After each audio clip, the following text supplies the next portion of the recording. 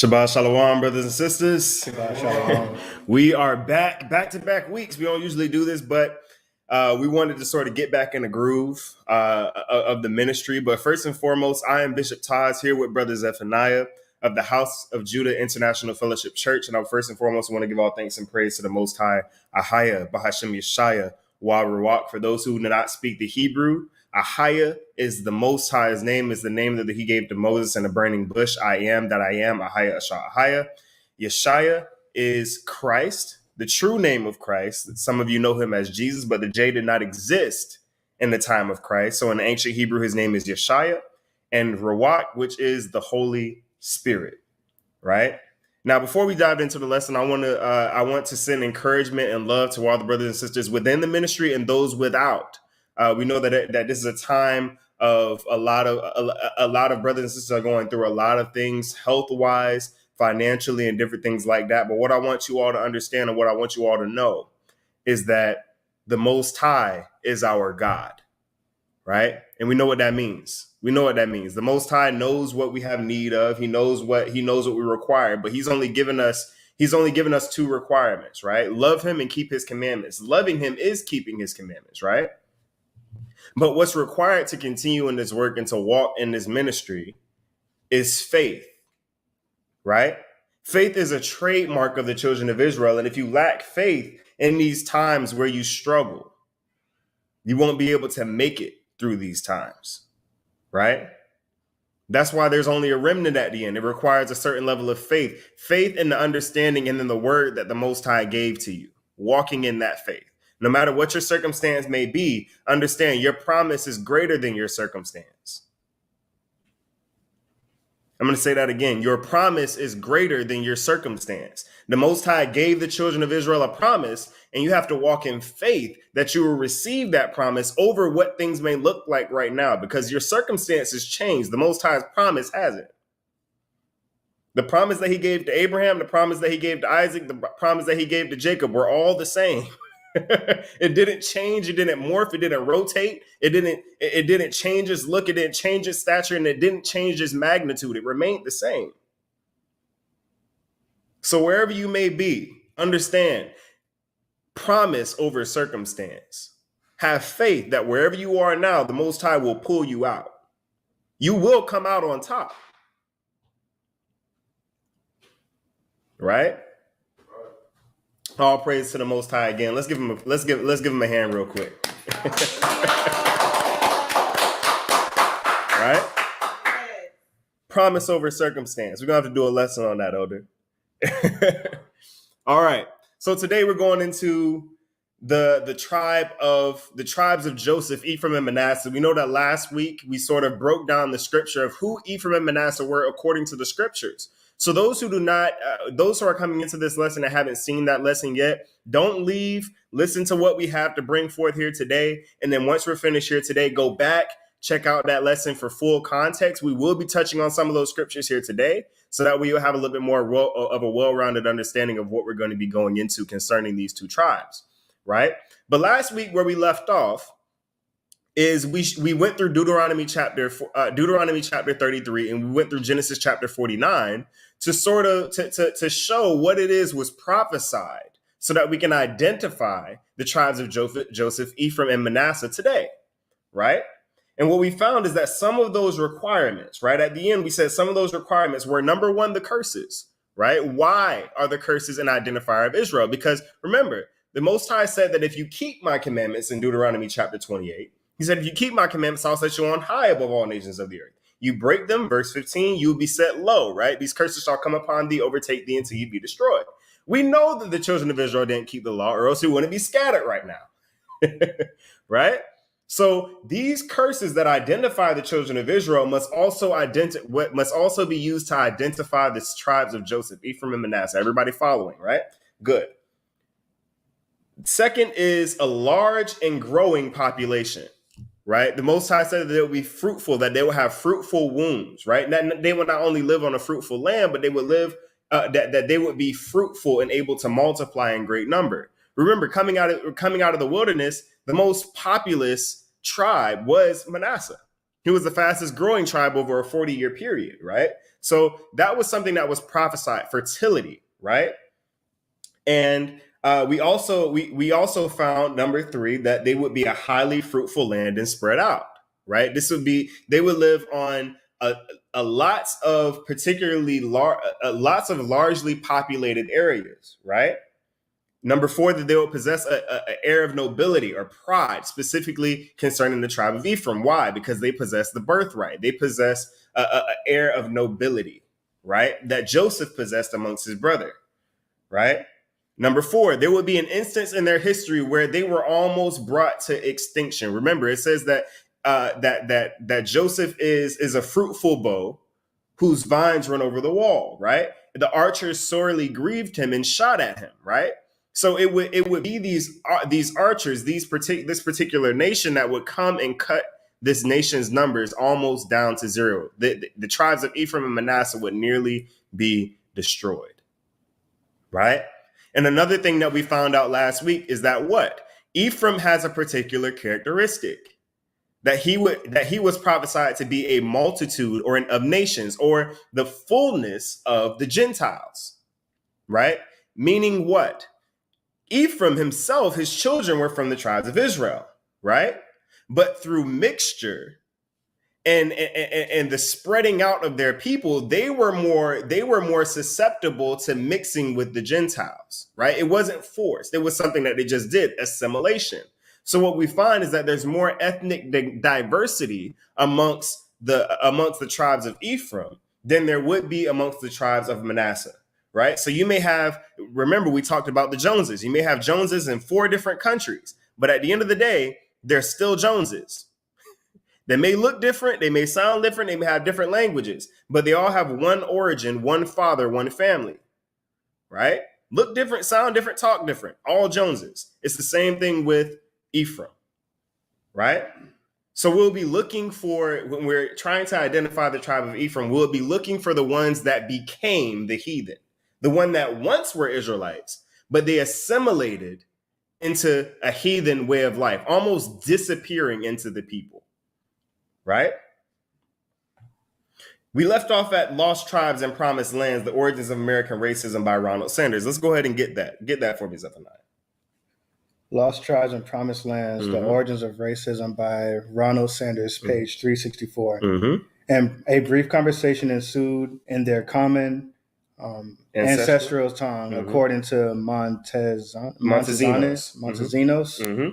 whose fluency in it is almost perplexing to the reader of his narrative. As is that his 3 mysterious new companions. So remember, we went over the story of Montesinos in the past. Montesinos was a Jewish person. He was a Jewish scholar. He was a Jewish historian of the time. He came in contact with the Native Americans, particularly the Lower Creek tribe, who would become the Seminole Indians. Remember, the Seminole Indians weren't always in Florida. They came from the Georgia area. They were known as the Lower Creeks before they migrated south to Florida, right? So the people that Montesinos is speaking to right now is the Lower Creek tribe in Georgia, at the Georgia-Florida line area, or the Florida-Georgia line, however you want to put it. Read. They told him that they were themselves of the tribe of Reuben, and that the tribe of Joseph lived on an island nearby. Now, many people would say, "Hey, hold up, stop! You said a couple of weeks ago that the Native Americans were from the tribe of Gad." See, what we found is that through genetic evidence, is that when you look at the Australians of the Australian Aboriginals who we studied in part 2 of the Children of Israel series, is that they relate closer to the Lower Creeks of the North Americas than they do to even the Polynesians that dwelt on the islands close by. So as far as paternity, as their relation to the Seminole or the Lower Creek natives, they're the same people.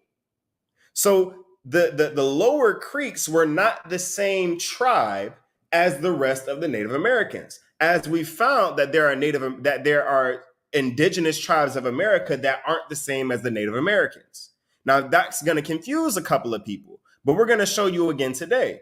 There were already people dwelling in America when the children of Israel arrived. We found this when we went over the tribe of Issachar and the Mexicans. They encountered giants when they came to the New World. The Mayans, the Mayans, or the tribe of Zebulun, they came in contact with giants when they came to the New World. Right? So there were people here. There were creatures here. Right? Similarly, many of the tribe of Reuben were found amongst the Native American tribes in North America. Right? So now that we have credit, some level of credit, these people are saying we're from the tribe of Reuben, and the tribe of Joseph is on an island nearby. So now that we have the understanding that the Native Americans are indeed from the tribe of Gad, that these people, that the Native American tribes here are also from the tribe of Reuben, as they share the same DNA as the brothers and sisters in Australia, the Aborigines of Australia. Right? So having this knowledge, having this information, there's some level of credibility, because these are Israelites saying that there's another tribe of Israelites elsewhere. Khan? So, and now it's on us to investigate this claim. We've studied from North America all the way down to South America. We've studied some of the islands in between, namely the island of Hispaniola, where the tribe of Levi and Simeon dwell. Now we must examine the islands of the Caribbean, right? So when you're in the Florida-Georgia line and you say that the tribe of Joseph dwells on an island nearby, the islands that you must be referring to, the closest islands to the United States, as far as Florida and Georgia, are the islands of the Bahamas, Cuba, Jamaica. Right? So if they say that the tribe of Joseph, meaning Ephraim and Manasseh, are on an island nearby, we have to look at islands such as Cuba, the Bahamas, etc., in order to look into the natives' claims to determine whether they are true. How do we do that? We use the criteria of Genesis chapter 49 and Deuteronomy chapter 28 and 33. Everybody following? So what we're going to do is we're going to examine the history of the land. We're going to look at the landscape, right? Then we're going to look at the natives pre-West African slave trade. I'm going to make that clear. This is pre-West African slave trade. Slaves from West Africa were brought to these lands. We want to look at the people that lived there before that. We want to look at the people that were there prior to Christopher Columbus's discovery of the Caribbean, prior to Ponce de Leon and any other conquistadors that came through the Americas, right? So we're going to examine Cuba first, being that it's the closest island to Florida, right? Let's get the American Holocaust and the Conquest of the New World by David Stannard. American Holocaust, The Conquest of the New World by David Stannard, page 62. In a letter composed aboard the Nina, as the returning ships passed through Azores, Columbus discovered his discovery during the previous fall and winter of what he thought was the Indian Sea. Now, bump all of that. we already went over in previous lessons that he did not stumble upon the Americas by accident. He was using the books of 2nd Esdras chapter 13 to locate the present, to look for a presence of the 10 lost tribes of Israel. It's proven history. We've gone into it before, right? Christopher Columbus did not think he was in the Indian Sea. They had been to India before. He knew how to get to India. He wasn't looking for India. He was looking for the 10 lost tribes of Israel. How do we know this? Because he brought a Hebrew translator with him. Why would he do that? if he was going to India, where the Hebrew language largely was not spoken, where the Portuguese and the Spaniards already had trade. He brought tools for means of conquest. Why would he do that going to a place where he had already been? Because he knew he was going somewhere where he hadn't been and where he would encounter the children of Israel. But keep in mind, we'll get into that a little bit later. We have sources on that a little bit later. Continue. It says that he of what he thought was the Indian Sea. Read. And its many islands filled with people without number. Filled with people without number. Right. So he's gone through these islands and he's discovered these islands with a population of innumerable number. Right. Isn't that one of the standards of Ephraim and Manasseh? Right. There would be a fruitful bough whose branches ran over the wall. What does that mean? When a tree is growing to a certain size and its roots begin to spread, eventually it leaves the boundaries of what is your particular land. If you were able to take an X-ray and look at a large fruit tree and see how far its roots actually went, you would be surprised. So this tree is so fruitful, this vine is so fruitful that it's begun to run over the walls into other areas. Right? This is how fruitful Ephraim and Manasseh's populations are. Read. One of the first major islands, which he called Wana, known to us today as Cuba. So keep that in mind. When you want to find ancient history on Cuba, which is difficult to find, you want to look for the name Wana. That is Juana, because that was the previous name amongst the Portuguese and the Spaniards of Cuba. Keep in mind, Cuba was a name that the natives gave the land. It wasn't a name that the conquistadors gave the land. Why is that important? Because we're going to find that the etymology of the name Cuba goes back to the Hebrew. Cuba is a Hebrew name. Read. As Wana, so all the other islands are very fertile, so to an excessive degree. Mm-hmm. And this one especially. So we've been to Cuba before. Many of those in this room have been to Cuba. Y'all know how fertile that land is.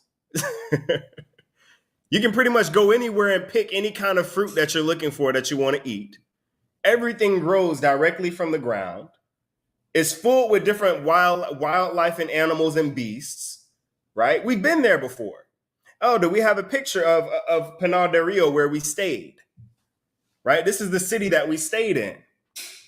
Right? Fruitful. It says that the lands that the islands, not just Cuba, but the islands surrounding, are very fertile to an excessive degree.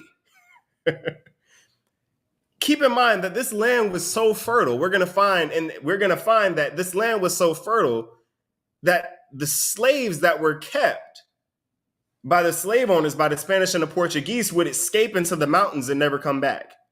And the Europeans couldn't go in to find them. We have a source on that later in the lesson. It was fertile to an excessive degree, to the point to where it was difficult to trek through. Read.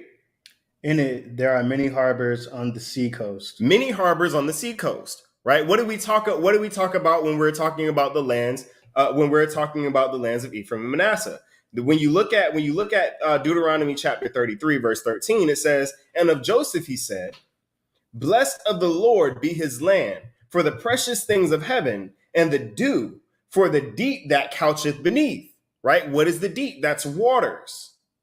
Right? The waters that couch beneath. Right? It says, "For the precious fruits brought forth by the sun, and the precious things brought forth by the moon. For the chief things of the mountains, and for the precious things of the lasting hills." Elder, go ahead and put that picture up one more time as I read this. "For the precious things of heaven, for the dew, and for the deep that coucheth beneath, and for the precious things brought forth by the sun, and for the precious things brought forth by the moon, by the precious fruits brought forth by the sun, and the precious things brought forth by the moon." for the chief things of the ancient mountains, and for the precious things of the lasting hills. These hills that you see, these mountains that you see in this particular picture, contained gold. How do we know this? We're going to get into the historical records, right? It says the precious things of the earth and the fullness thereof, and the goodwill of him that dwelt in the bush. Remember, it says that the land was fertile to an excessive degree. It was difficult to trek through. These people dwelt in the bush, right? Let the blessing come upon the head of Joseph and upon the head of him that was separate from his brethren. Go ahead and continue to read.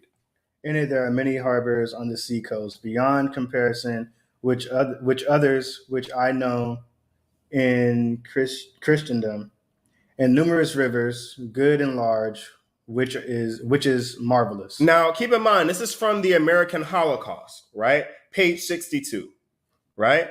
Now, what he's talking about here is important, right? Why is the presence of flowing water important to land?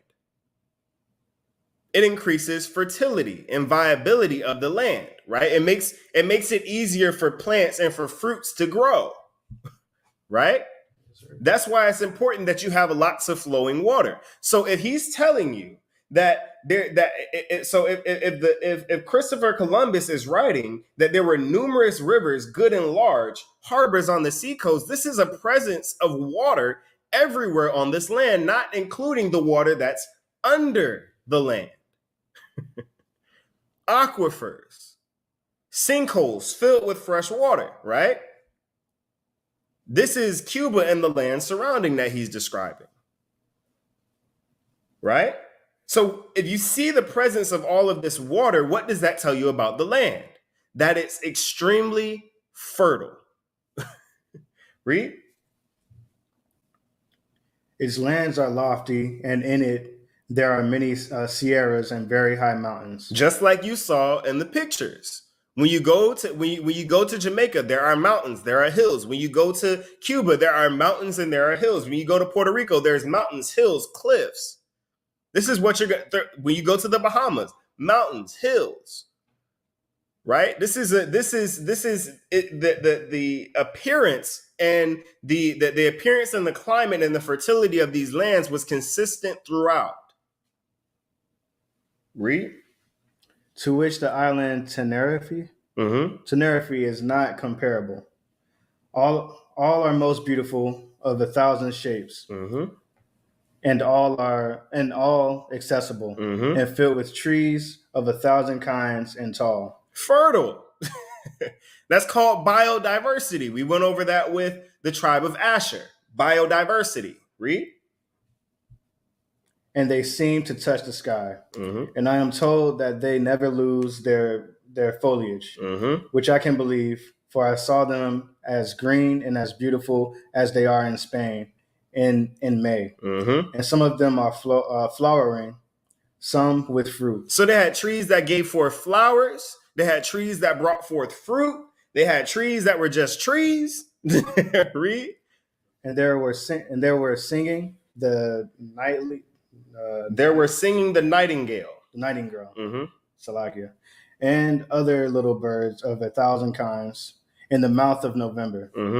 There were wind. There are palm trees of 6 or 8 kinds, which are a wonder to behold because of their beauty, their beautiful variety. And so are the other trees and the fruits and the plants. Therein are marvelous pine groves and excessive meadow country, just like you saw in the photo. and believe me, when you're actually there, it doesn't do it justice. Now, granted, this land has been conquested and largely destroyed. We're going to get that too in sources. That this land isn't nearly what it once was. A lot of the natural fruit and trees that were once there were destroyed to create slave plantations. So it's not what it was, what it once was. But believe me, the way it's described doesn't do it justice. Read.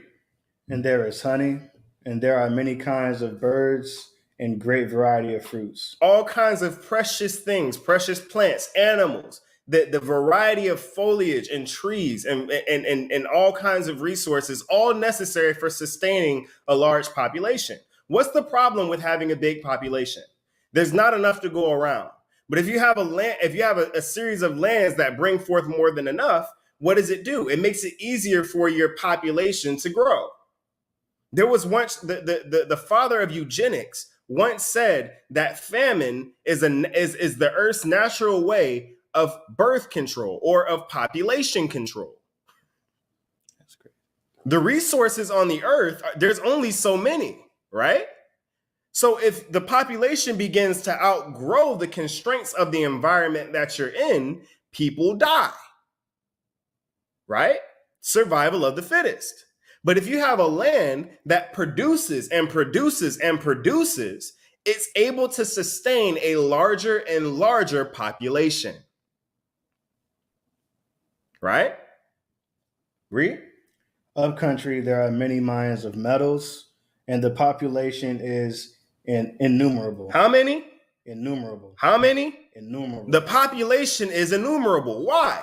There's enough resources to go around. It wasn't like it is now, where you can get sued for going down the street and picking an orange off of a tree. Resources back then were free. If you could go and pick it off of a tree, it was yours. If you raised the cattle, it was yours to kill and eat. Now, when you go to a place like Cuba, even if you own cattle, you can't kill it. You can go to prison for long. You can go to prison for killing a cow, killing and eating a cow for longer than it would be killing a man. How is it that a residing government can own what belongs to you, can control what you do with what belongs to you? See, that is how you control a population in an environment that can sustain any size population. See, when you tell people that something that grows naturally, you better not touch and eat it, right? A land that's already full of resources, full of things that you can consume and eat that would cause for the growth of the population. You say, nah, we're going to make it illegal for you to take what naturally grows from the land. Now there's a reduction of resources, which means what? A reduction of population growth. Just like the father of eugenics said, population control. You take control of the natural resources, you have control over the population. You see how it's rounding in the form now? How it's starting to all come together? Read. La Spinola is marvelous. Mm-hmm. The Sierras and the mountains and the plains and the meadows and the lands are so beautiful and rich for planting and sowing, Mm-hmm. and for livestock of every sort, Mm-hmm. and for building towns and villages. Mm-hmm. The harbors of the sea here are such as you could not believe it without seeing them. Mm-hmm. And so the rivers, many and great, and good streams, the most of which bear gold. Bear what? Bear gold. Bear what? Bear gold. But Christopher Columbus said he didn't find any gold. He told the king and queen he didn't find gold and said, but you know what? Even though we didn't find gold, we found slaves. And when the king and queen said, nah, it's not ethical to put a civilized people in slaves, he said, oh no, they're not civilized. They're savages.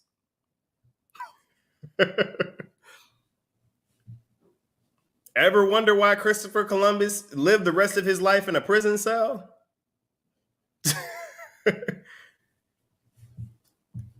He knew that these people that he approached were civilized and righteous people. But he needed a reason to fulfill prophecy. He said it himself in his own letters that he believed that he was the one who would find the children of Israel. He believed that he was the one to fulfill prophecy as it pertains to the children of Israel. We read that in parts 1, 2, and I believe 3. Right? This land was known for being some of the most fertile lands in the Caribbean. Christopher Columbus also mentions an innumerable population prophesied in Genesis and Deuteronomy. The tribes of Joseph would be so plentiful that their boundaries would not be able to contain them, so they will overflow to other boundaries. Remember that his branches ran over the wall, right? When your population outgrows one land, what do? You spread out. If a compound isn't big enough to hold your family, what do? You buy another compound. You buy more land. This is what the tribes, this is what the natives of the Caribbean were doing. It's like, all right, we outgrew this land, let's on to the next one. Right? But we're not going to take Christopher Columbus's word for it. We're going to go to the Britannica.com on Cuba. The Britannica.com is a British encyclopedia, right, of history and of current knowledge. Let's get what the Britannica says about the soil in the land of Cuba. Read. Britannica.com. Mm-hmm.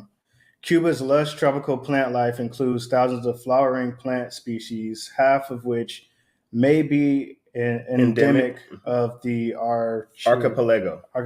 So these lands are specific to the archipelago. What does that mean? You look at the Bahamian archipelago. That's an area, right? It's specific to particular islands. Read.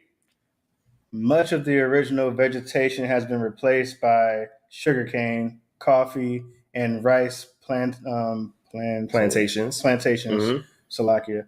Made possible by the wide scale and indiscriminate destruction of forests. Remember what we talked about earlier? How the land today doesn't do justice as to what it was. Seeing it in person as to what it is, it still doesn't do justice as to what it possibly was, because Esau went into these lands and completely destroyed all the resources.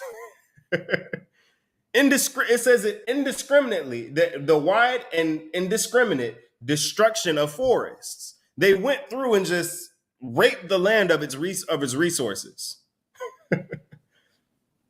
Just raped the land of all of its resources. And that was prophesied of Esau to do, right? That the earth is waiting for the children of Israel because it's being destroyed under Esau's rule. That's exactly what happened here. Read. However, the government has replanted many areas since the 1960s. Mm-hmm. The forests now cover about 1/4 of the surface area. Mm-hmm. The most extensive forests in Cuba are in the Sagua-Barcoa highlands, mm-hmm. which adjoin the easternmost portion of the Cato River mm-hmm. Valley.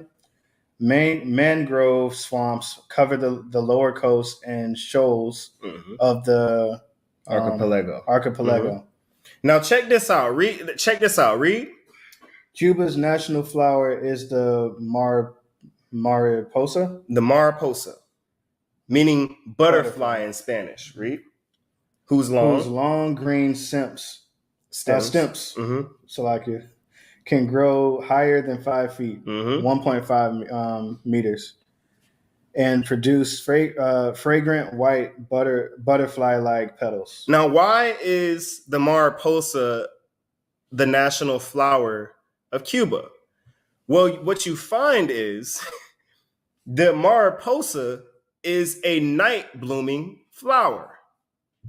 If you've seen a mariposa, majority of all white flowers are night blooming plants, right?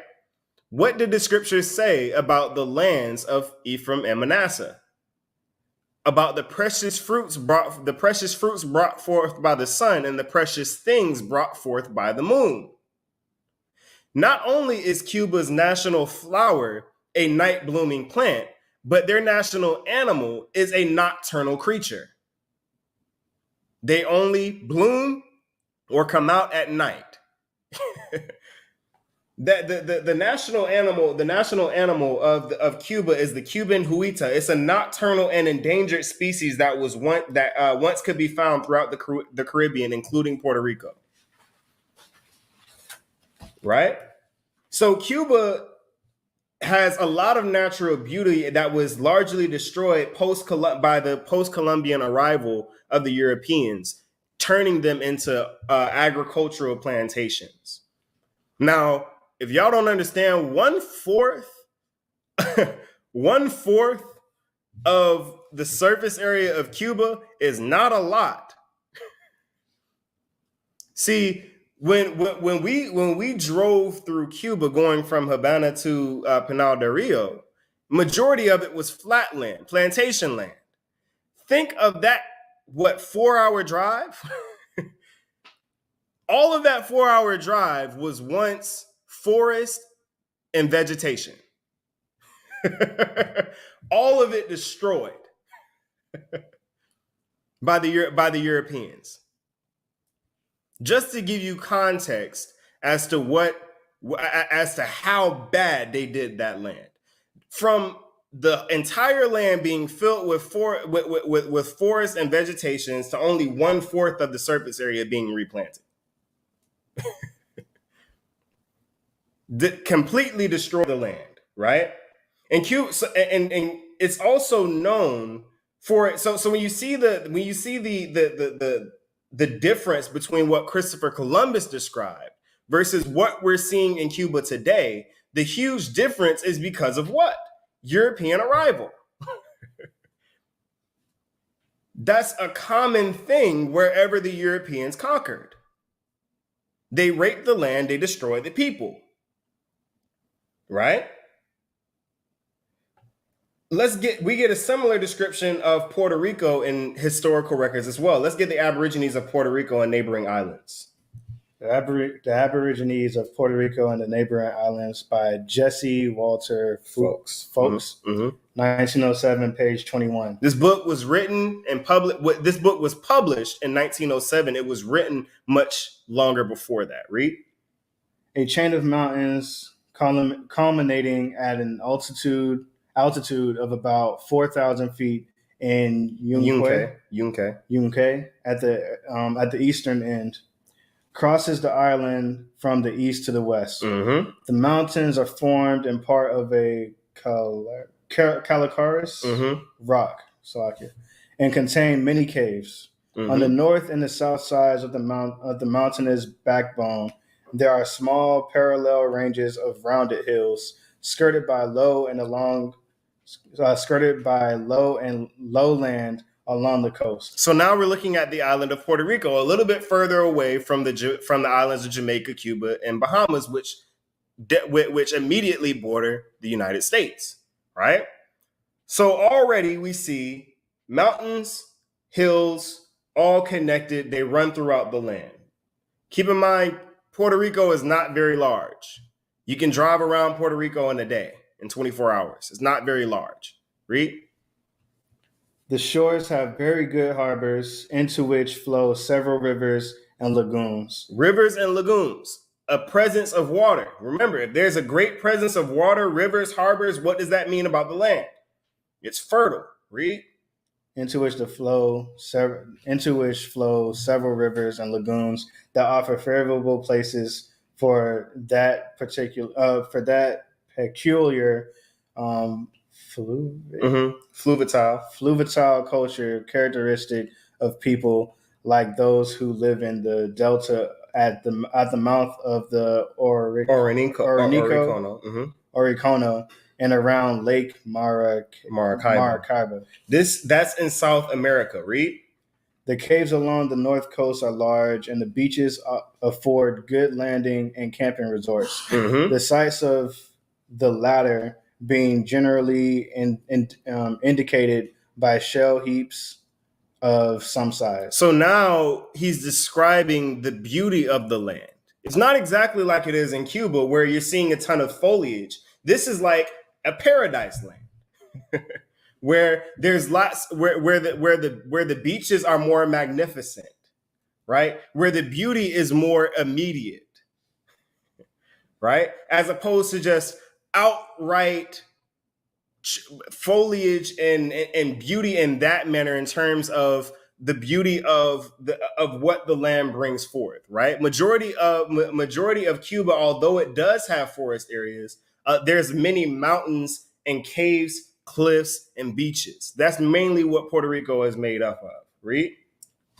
The winter is never cold in Puerto Rico. Mm-hmm. The trees and plants yield edible food throughout the year, Mm-hmm. removing one stimulus to store food supply that is felt by the primitive agriculturists of the temperate zones. Now, how many areas in the world do you know bring forth edible fruit from trees all year around?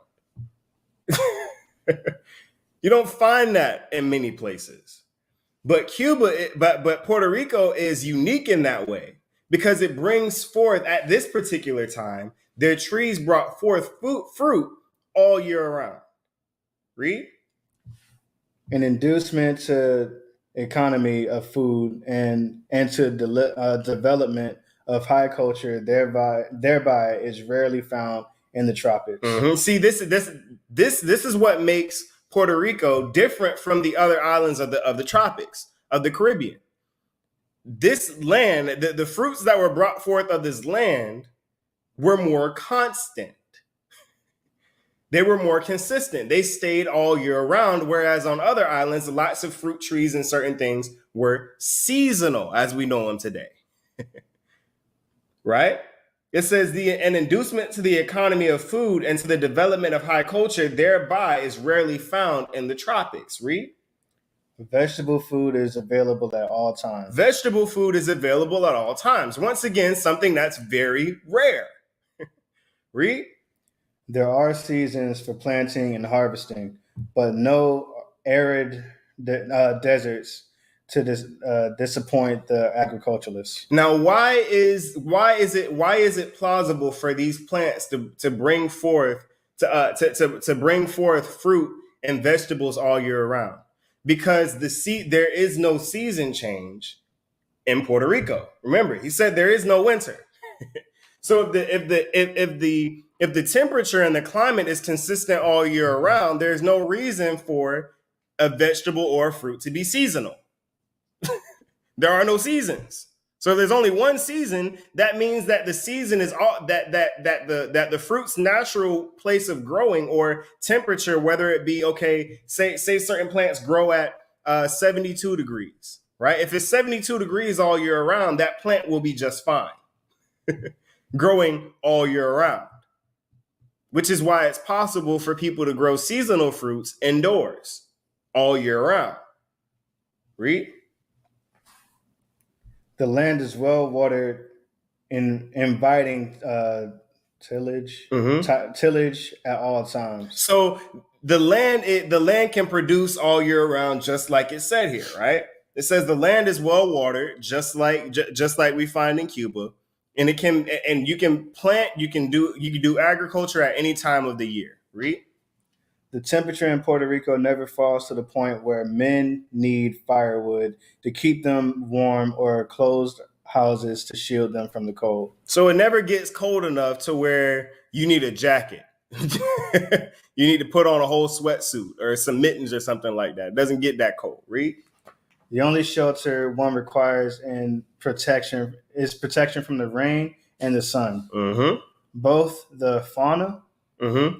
and the flora of the West Indies are South American in their affinities, mm-hmm. and the animals and plants such as belong to that part of the continent serve the natives for food. So the island of Puerto Rico, even though it's much smaller than Cuba, they're pretty much they're a microcosm. Cuba and Puerto Rico are a microcosm of what an island is going to be in the Caribbean. Right? It's either going to be like Cuba, where it's majority vegetation and plant life, or it's going to be a lot like Puerto Rico, where it's more so caves, mountains, hills, and you have vegetation that's available, vegetation and fruit that's available, right?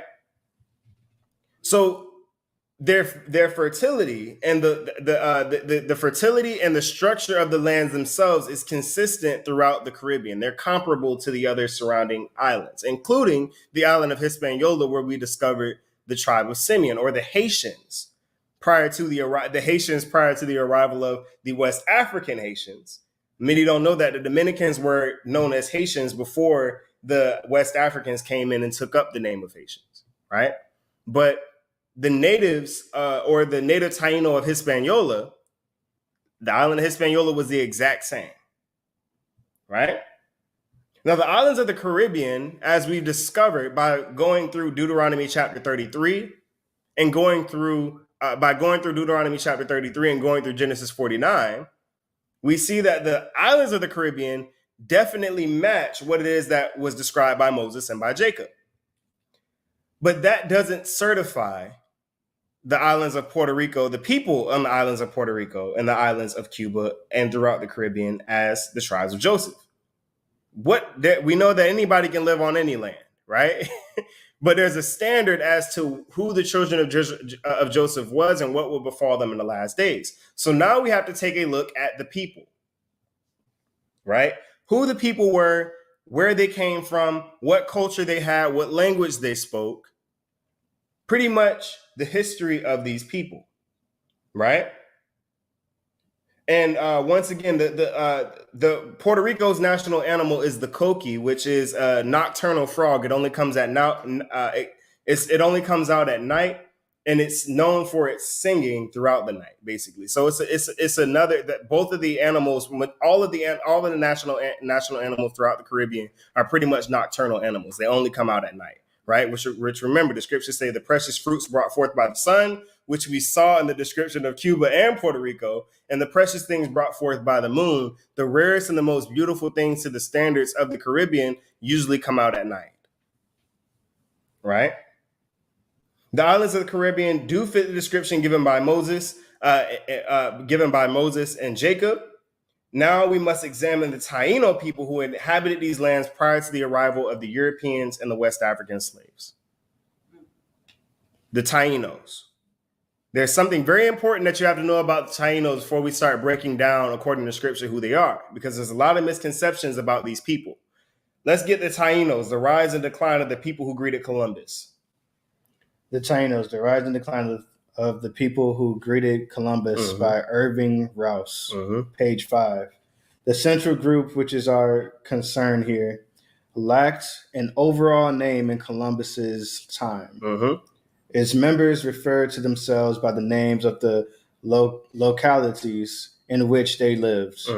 Those living in what is now Puerto Rico called themselves Borinquen, or Boricua, right? We've all heard that before. That's the name of the Puerto Ricans prior to the name of Puerto Rico being given to those people, right? So the central group of these people here was known as the Boricua, which is a Hebrew word. It means brave.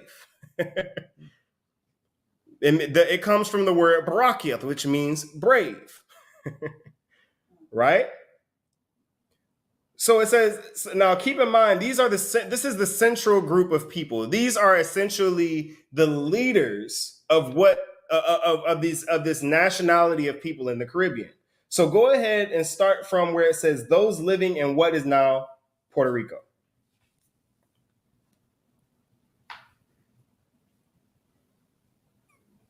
Okay. Those living in what is now Puerto Rico called themselves Borinquen. Now that right there, keep in mind that is not a Spanish name. A lot of people think so. The Puerto Rican people that we know today were not speaking Spanish when the Europeans arrived. We're going to find out what language they were speaking when the Europeans arrived. Read. The name for the island and those in the Bahamian Archipelago called themselves Lacayo. The people in the Bahamas called themselves Lacayo. Right, so prior to the name of Bahamas, of Bahamas coming to that area, their name was known. They called themselves Lacayan, and their land was known as Lacayo, or small islands. Lacayo means small islands. Read. Ethnohistorians have grouped together the residents of various localities who shared a single language and had the same culture. Read. The group is called Taino. Mm-hmm. Taino, meaning good or noble, mm-hmm. because several of its members spoke that word to Columbus to indicate that they were not island Caribs. Who are island Caribs? Why were these people trying to separate themselves from another people? They called themselves Taino, meaning brave or noble, to separate themselves, to differentiate themselves from island Caribs. You would think that the Caribs are the same as the Taino, right? See, this is what the Europeans did with the brothers and sisters in the Caribbean. It's sort of like what we do with the word black. When you refer to black people, usually you're grouping in those who are descended from slaves, Negroes, Jamaicans, and Jamaicans, Bahamians, and Haitians, right? It's used to group everybody in. Now we know that Jamaicans and Haitians aren't the same people. We know that Jamaicans and black people aren't the same, right? But because of the way that we look in the communities that we live in, we're automatically grouped in as black. When you do a survey for a job, do you see Jamaican on there? Or do you see black or African American? Do you see Haitian on there? No, they group everybody in as black. And this is what the Europeans did with the Taino. Now, Taino is an umbrella term, but under that umbrella, there are separate groups and tribes, right? So when you hear the word Taino, that is not a nationality of people. It is a group of people, a group of multiple tribes. You have the Lacayans in there, you have the Boricuans in there, you have the Western Taino, which are in Puerto Rico, which are in Cuba, Jamaica, and the Bahamas. There's a lot of different groups under that term Taino. But ultimately, what that term Taino was meant to do was differentiate themselves from another people that were present in the Caribbean. Remember, there were people on these lands prior to the arrival of the Taino, prior to the arrival of the Native Americans, the Central Americans, the South Americans. There were people already present. This is why they were trying to differentiate themselves from another people. So that's the first understanding that we must have. And I'll give another example. Hebrews. Hebrew can be a lot of different groups of people. Arabs, they're Hebrew. Edomites, they're Hebrew. Israelites, we're Hebrew. Why? Because we're descended from Eber. Anyone who's descended from Eber is Hebrew. But does that mean that we're all the same people? No. Hebrew is an umbrella term. Taino is an umbrella term. There are many different groups underneath it, but ultimately they come from the same family. Right? So, what we're going to discover when we go into the second part of this lesson is that the Tainos were divided into three groups: the Eastern Taino, the Western Taino, and the Classic Taino. And there was a third and fourth group of people that predated the arrival of the Tainos, known as the Guanahattabes and the Island Caribs, from which the Tainos wanted a clear differentiation. When we go into the second half of this lesson, we're going to be breaking down who are the Guanahattabes, where do they come from, who are the Island Caribs, where do they come from, and then we're finally going to begin to break down the origins and the ethnicity and the history of the Taino people. All right. So we're going to take a quick break. We'll be right back. And we'll be right back.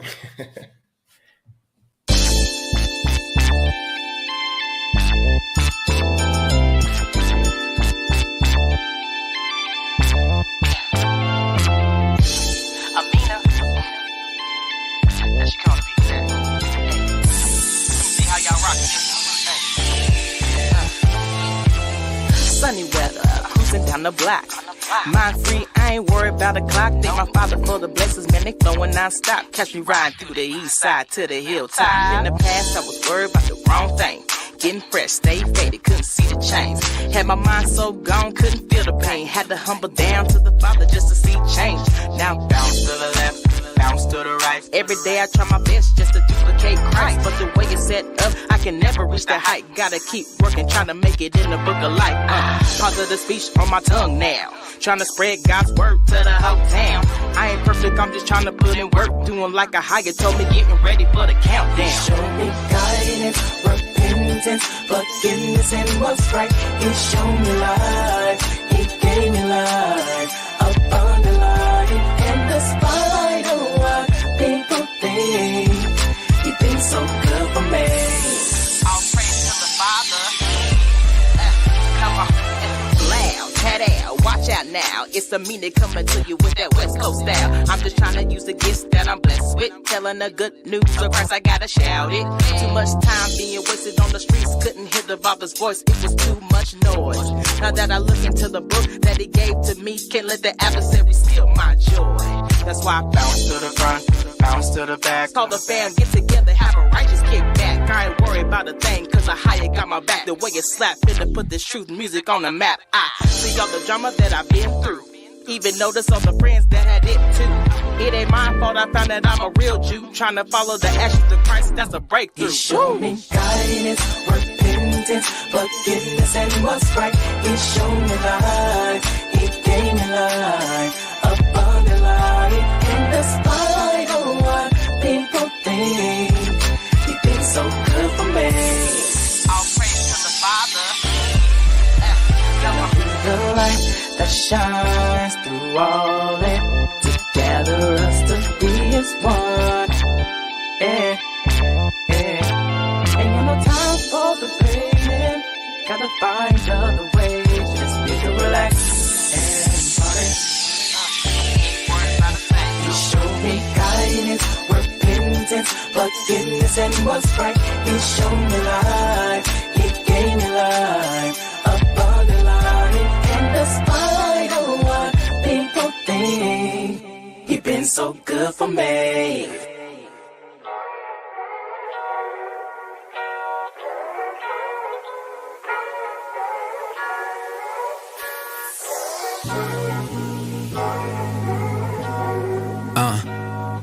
Yeah.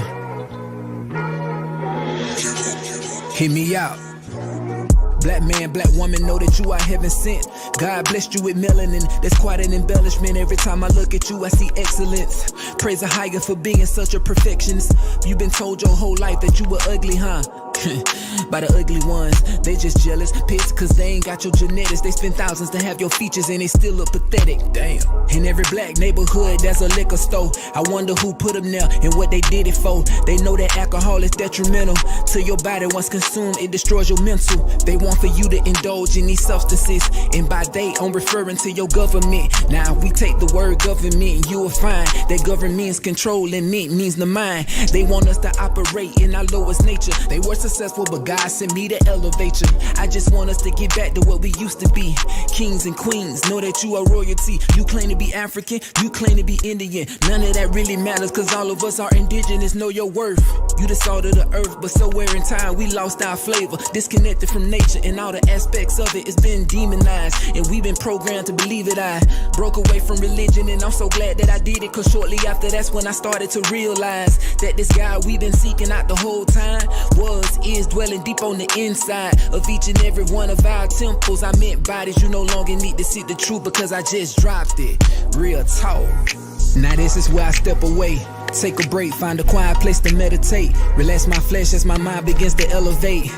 Raising my consciousness to a higher state. Creating true equilibrium. Synchronizing the two left and right hemispheres of my encephalon. The work is done. I'm illuminated. Now carry on. Look, a female dog for the black woman I'll never utter. Butter pecan brown smelling like cocoa butter. When you nappy, I'm happy. I see a flawless cover. Glory on your head, your hair rise high to the Lord above us. Stay kinky, I love you blacker than Danny Glover. No cap and caramel and every other color. Everything noir, everything murder. Everything you touch is golden. Wherever you are, that's why they emulate your stilo. Emulate the lingo. Imitate your body and courage, but let them be though. Cause it must be hard walking around flat as a backboard and wishing that they had shaped like a letter B though. A carbon copy's not the original. Shalom, shalom, we're back. Before we jump into the second part, I want to remind you all, remember to like, share, comment, subscribe, photo, whatever platform you may be on. We're live on Facebook and on YouTube right now. Make sure you share it to your timeline so that other brothers and sisters can see this information. Remember that the purpose of these lessons is to let our brothers and sisters know who they are according to the scriptures. We can only do that by your support, by your sharing, by your liking. So make sure do that for us. All praise to the Most High for that as well. We also want to remind you all that we do have a website, and we will be using that website very soon to go live. So make sure that you go there and you register. Lots of cool things on there. The store will be up on there eventually at some point, and we got a lot of different cool things going on there as well. We also have our tithes and donations up here to support the work.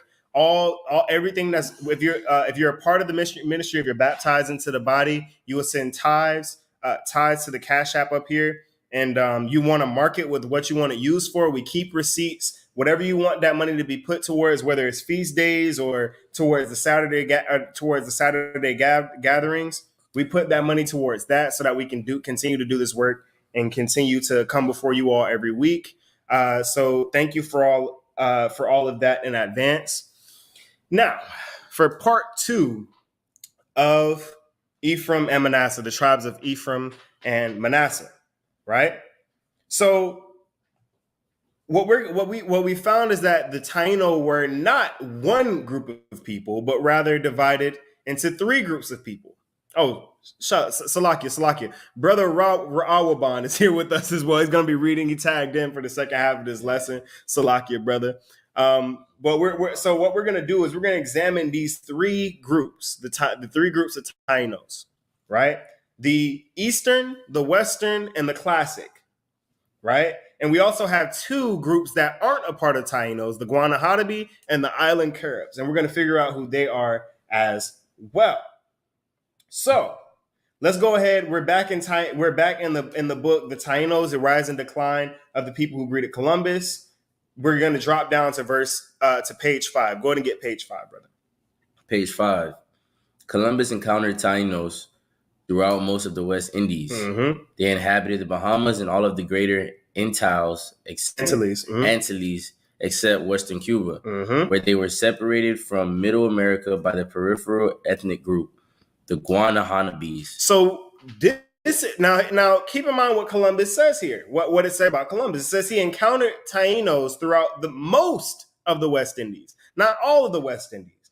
And he proceeds to say that in the Bahamas and in all of the greater Antilles, except Western Cuba. So now he's giving you a location as to where these other people were. And this other tribe, which was separated from this particular group, was called the Guanahanabes. Read. The Guanahanabes.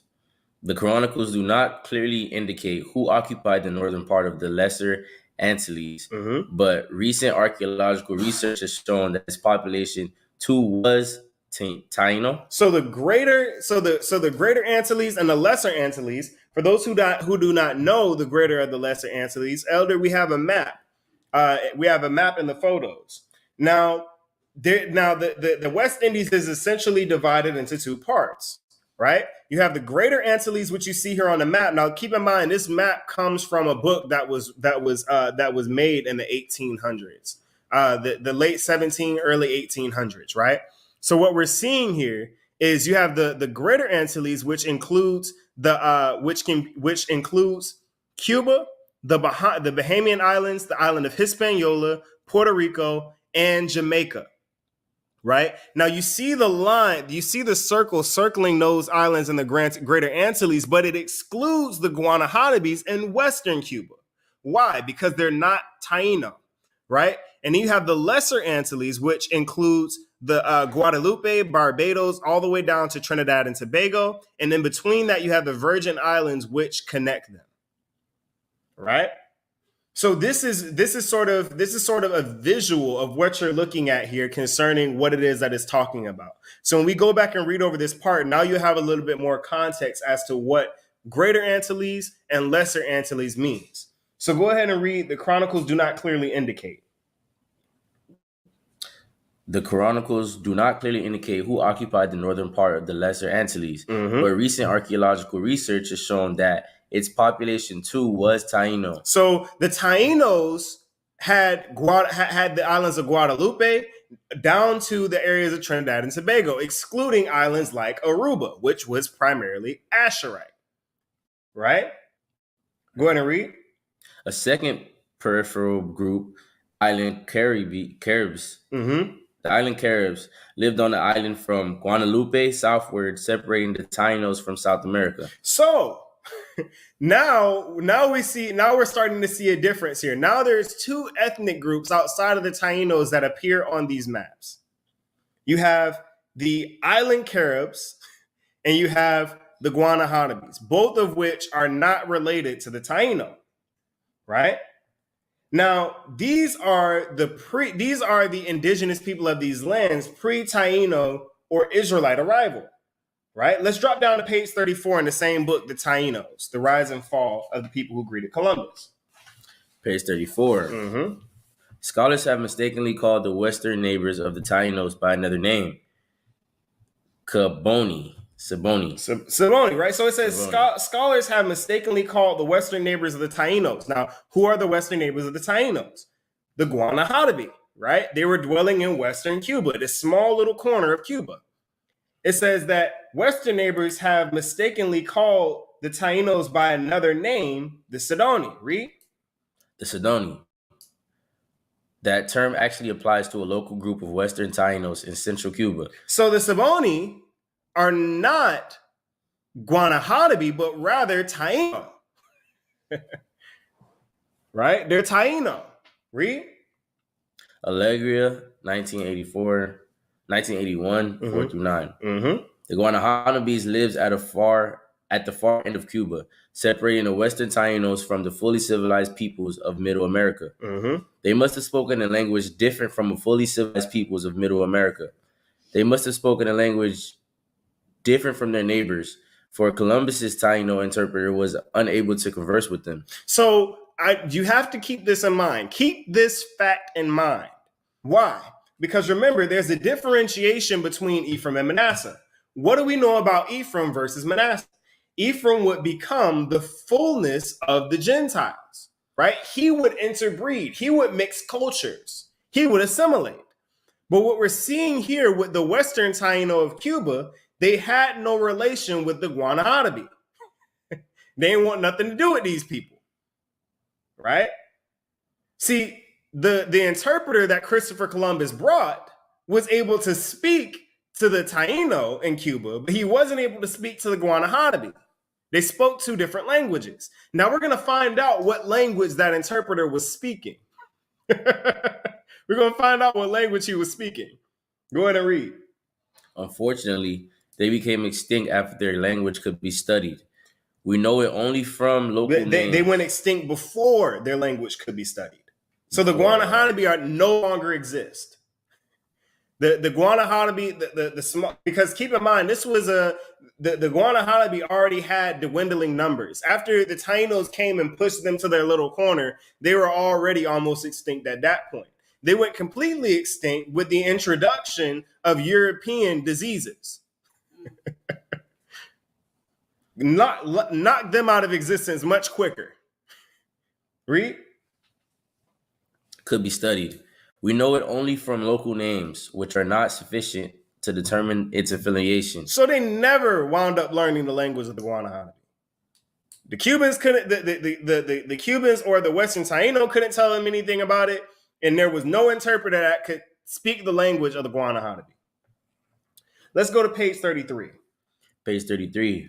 Nevertheless, classic Taino culture appears to have been evolving toward full civilization. Mm-hmm. Its bearers possessed a good agricultural base and were organized into complex chiefdoms. Mm-hmm. So this was a civilized community. Remember, Christopher Columbus told the king and queen that these people were savages. But the records of what they found of these people are completely different. It says it possessed a good agricultural base and were organized into complex chiefdoms, government. Right? You had local government and you had federal government, local, state, and federal government amongst the Tainos. Right? That's why you have that's why you know, according to history, things like the 5 caciques and different things like that. Read. Chiefdoms. If they had been allowed a few centuries of reprieve. If they had more years before the Spanish came and screwed everything up, what would have happened? Read. Reprieve from Spanish rule, they might well have bridged the gap across Guanahanabi territory in western Cuba and developed the kind of commercial linkage with the civilized people of Middle America that they had already established with the inhabitants of northern South America. Wait, what? Established with the inhabitants of northern South America. See, the Western Taino of Cuba had already had communication and trade with North and South America. Why is that important? Because remember, in the beginning with Ronald Sanders, they told Montesinos that we ourselves are from the tribe of Reuben, and the tribe of Joseph dwells on the island nearby. They knew that because they already had connections with each other. They were already trading and having communication with each other. Why? Because they all had the same language. They all spoke the same language. Right? It says that they would have developed the kind of commercial linkage with the civilized people of Middle America that they already established with the inhabitants of Northern South America. They already had communication, and it would stand to make sense because Cuba is only about a half of 100 miles away from Florida, from South Florida. It's not far. You can get on a kayak and make that trip if you got the muscles to do it. Right? So the record shows that the Guanahanabi and the Sidoni are not the same. The Sidoni are Taino, whereas the Guanahanabi are not. And in fact, the Western Taino, which we'll go into and we'll explain more later, living in the central parts of Cuba were known as the Sidoni. These people did not share a culture or language with the Tainos and had no relations with them prior to their extinction. There was no trade. There was no marriages between tribes. They were completely separate from one another. Didn't want to deal with them. Clear ethnic and tribal lines were drawn across the Caribbean islands. Although the Tainos share a family, they are very different in behavioral or tribal practices. However, their laws, customs, and language remain consistent among them. I'm going to explain that. They have different, I'll put it like this. If you have one state, right? You have a state. And in each state, there are different local areas, different cities. Different cities may have different laws, different ways that they do things. They may have a different culture, but they speak the same language. They celebrate the same holidays and they have the same customs. The laws are consistent throughout Florida. The laws are consistent throughout Florida. The customs are consistent throughout Florida. The language is consistent throughout Florida. But that's what unites them. But what's different is the different things that they may do in between. They may look different. This side may drive on this side of the street, whereas this side drive on that side of the street. Right? Different things amongst particular groups that may differentiate one from another. You know you're in Broward County versus being in South St. Pete. You know the difference. You can see the difference. Are the laws not the same? Absolutely.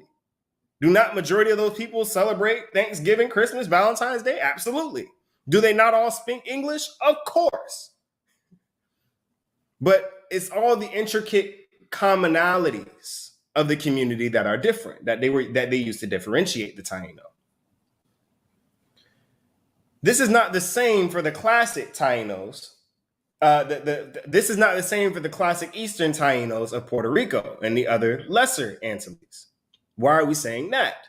Because the classic Eastern Tainos from Puerto Rico down to the lesser Antilles had a different code of conduct, had a different code of conduct as it pertained to the other people that inhabited the islands with them, the island Caribs.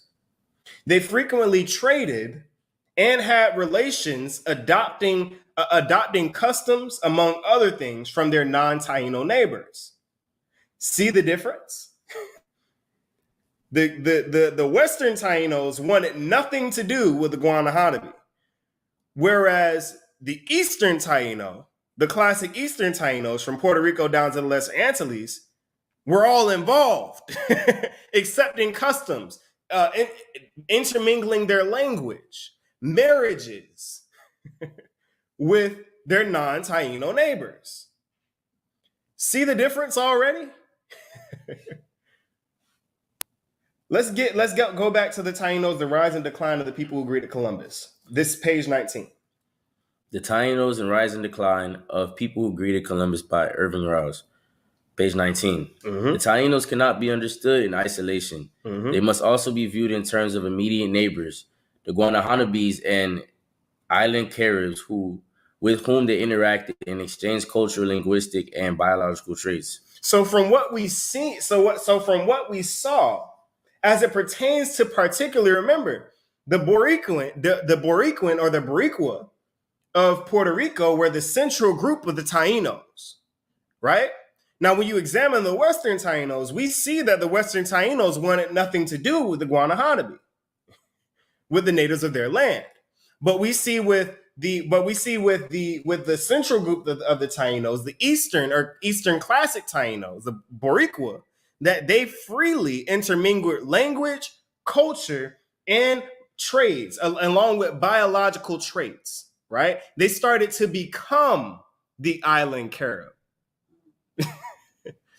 Remember what the prophecy was. It says, you shall be the fullness of the Gentiles. Not act like, not walk like, not talk like. You will be the fullness of the Gentiles.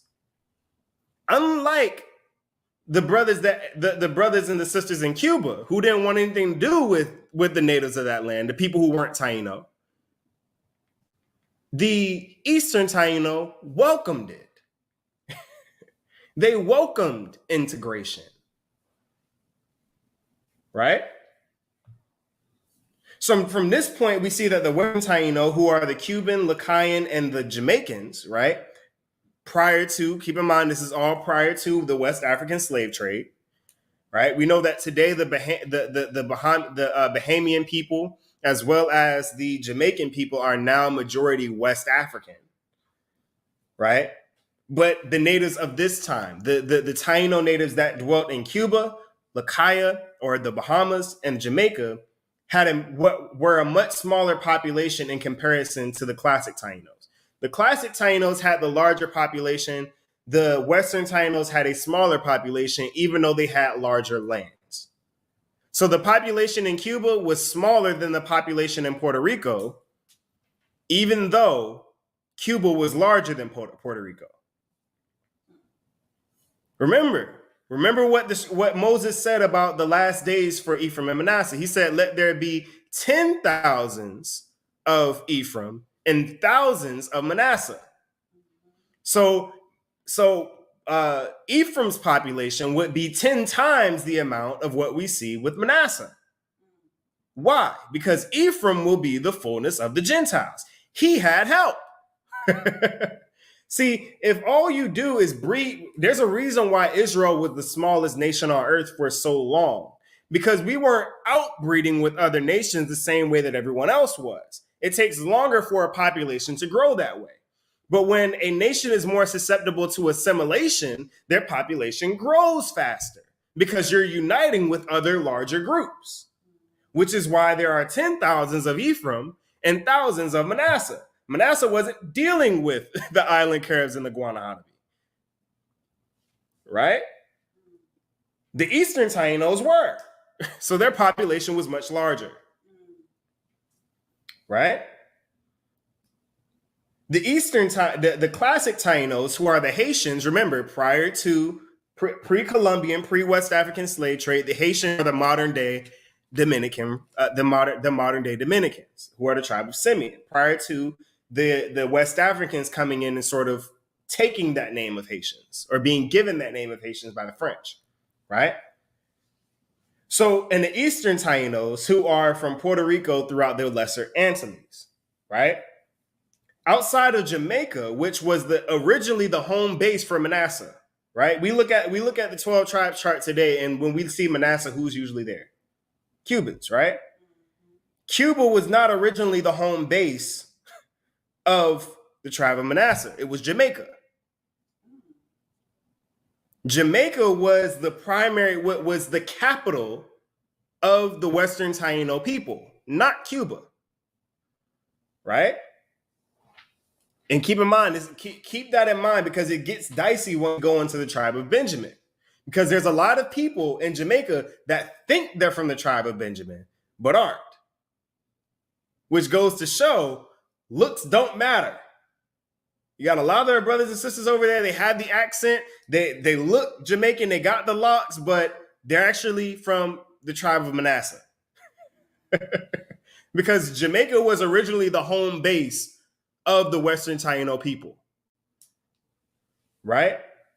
Now, Jamaica was by far, Jamaica was outside of Jamaica. The Western Taino were not nearly as advanced as their other Taino neighbors.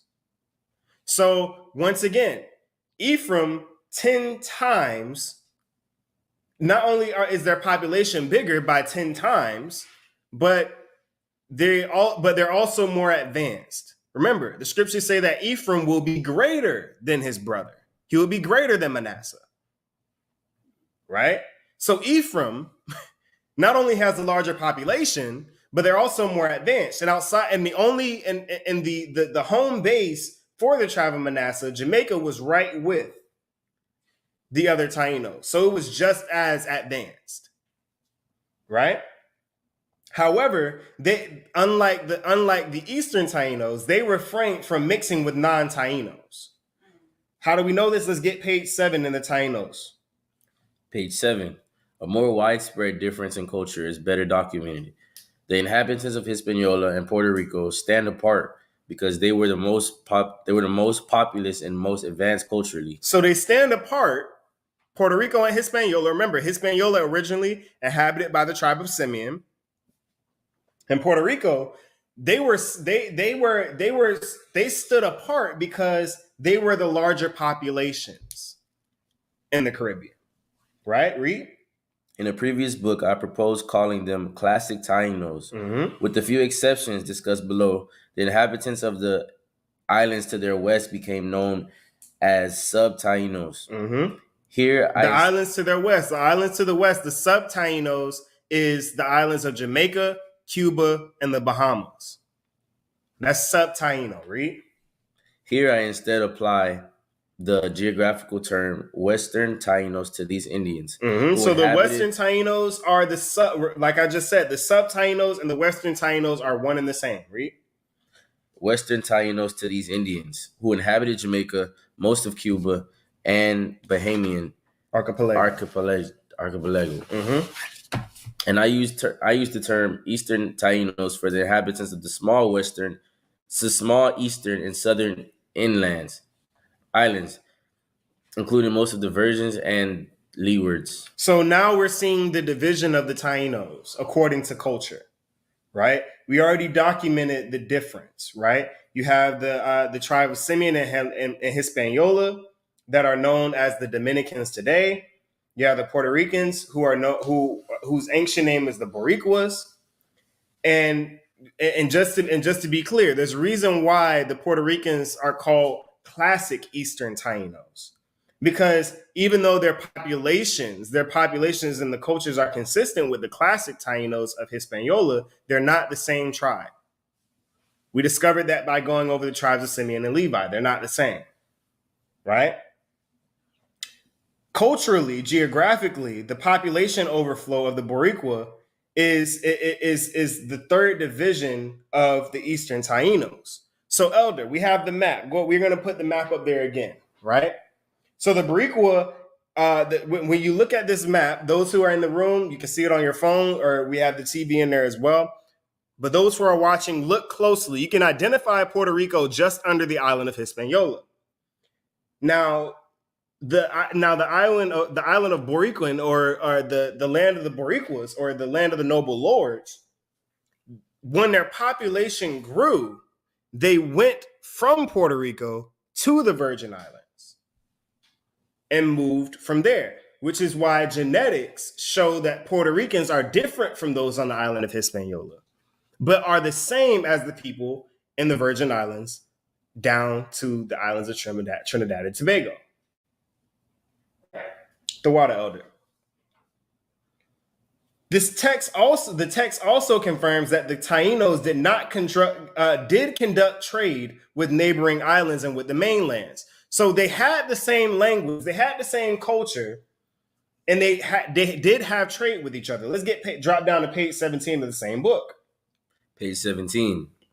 Trade was widespread. Parties or single persons undertook long sea voyages for purpose. Mm-hmm. Some districts excelled in making particular products. For example, Gonave Island off the western coast of Haiti was known for its wooden bowls. Mm-hmm. Residents of Eastern Hispaniola and Western Puerto Rico are said to have exchanged daily visits across Mana Passage. Mm-hmm. Such interactions was facilitated by a common language. So because they all spoke the same language, they were able to freely trade with each other. Sometimes on long journeys, and sometimes like between Puerto Rico and Hispaniola, very short journeys. Or like Cuba and Florida, very short journeys. It didn't take very long to get from Cuba to Florida and back. Right? So trade was definitely happening because of the common language, right?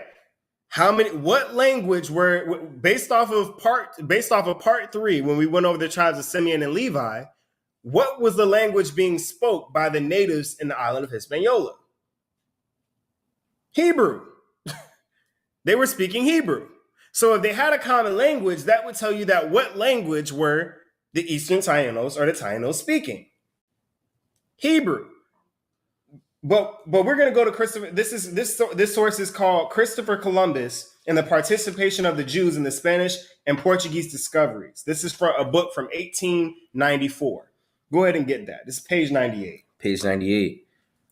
Roldan's chief argument in support of his view is the language of the Indians in Hispaniola, Cuba, Jamaica, and the adjoining islands. Mm-hmm.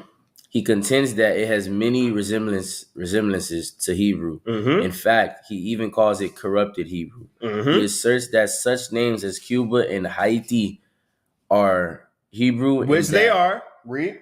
Are Hebrew, and that they were first applied to the earliest conquests. Caciques. Caciques. The earliest caciques. Salakia. Caciques, the chiefs or leaders, Casin, who discovered and peopled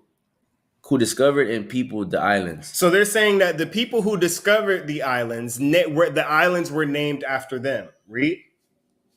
Peopled the islands. The names of rivers and of persons in use among the natives are derived from the Hebrew. For example, Haina, rivers, and of persons in use among the natives are derived from the Hebrew. For example, Haina from the Hebrew, Ain, streams, Yons from Jonah, from Jonah, Yak from Yake from Jacob, Uris from Urias, Sibao from Siba. Now these are all Hebrew names: Ain, Jonah, Jacob, Uriah, and Seba in the Bible. Read. Maisi from Moisi, Moisi, read. the names of their tools, or of little canoes or kansas, the name of oxy for pepper, the name of storehouse for maize, grain, and the like, all point to the Hebrew language. So there's a reason why when Christopher Columbus went to the Americas, he brought a Hebrew translator. He knew what he was going to find. Let's get the history of the New World. Let's get the history of the New World called America. This is from 1899. Page 88 through 80. Page 84 through 85. The fact their immense numbers remains nevertheless and inconclusive, but if any difficulty should be felt, it is by considering American languages, which are in nothing but so many sorts of Yiddish, so many Hebrew dialects. Go where you will, says our author. Now, I want to keep in mind, this book was written by Edward John Payne. This is a Jewish man, right?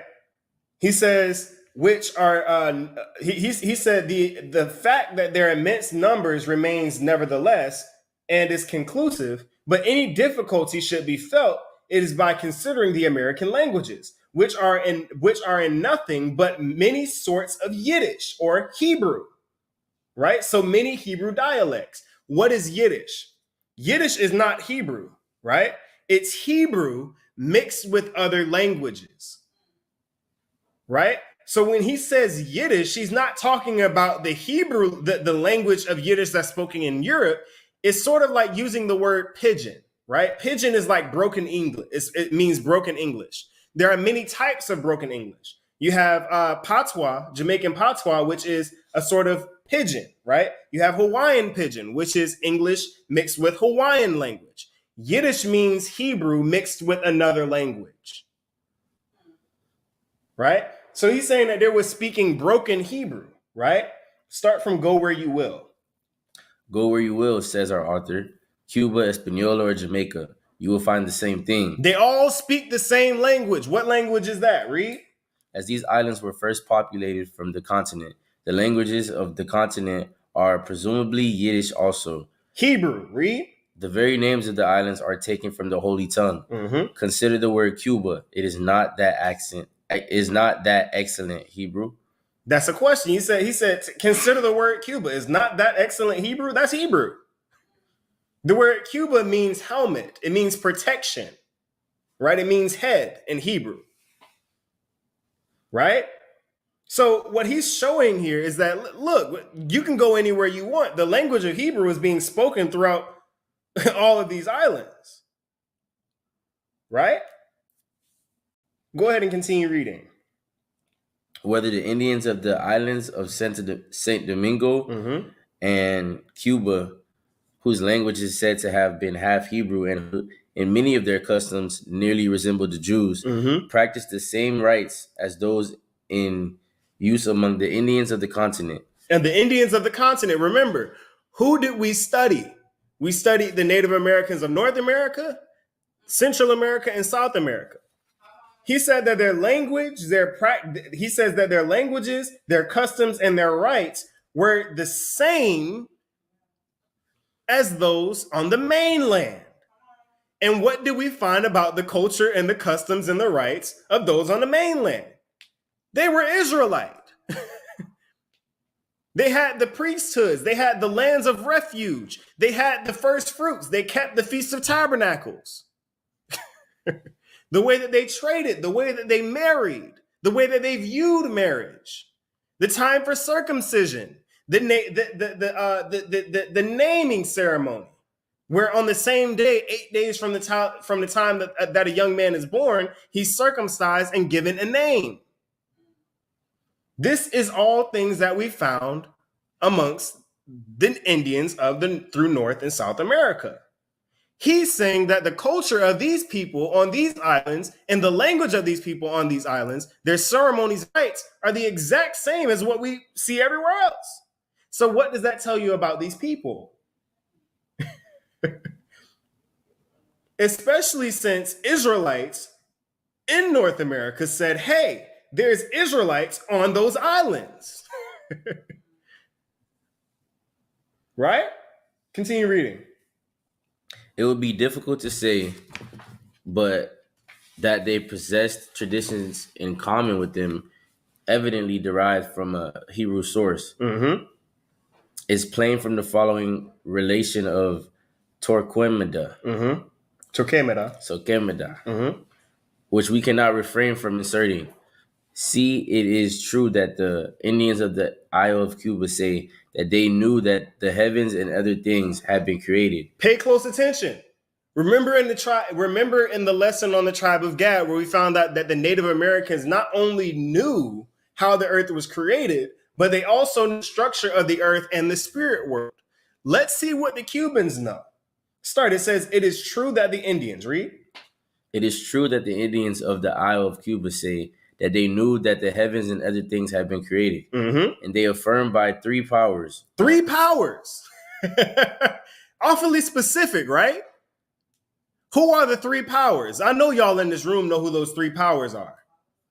The Father, the Son, and the Holy Spirit. Remember, Ahaya Bahashem Yeshaya Warawak.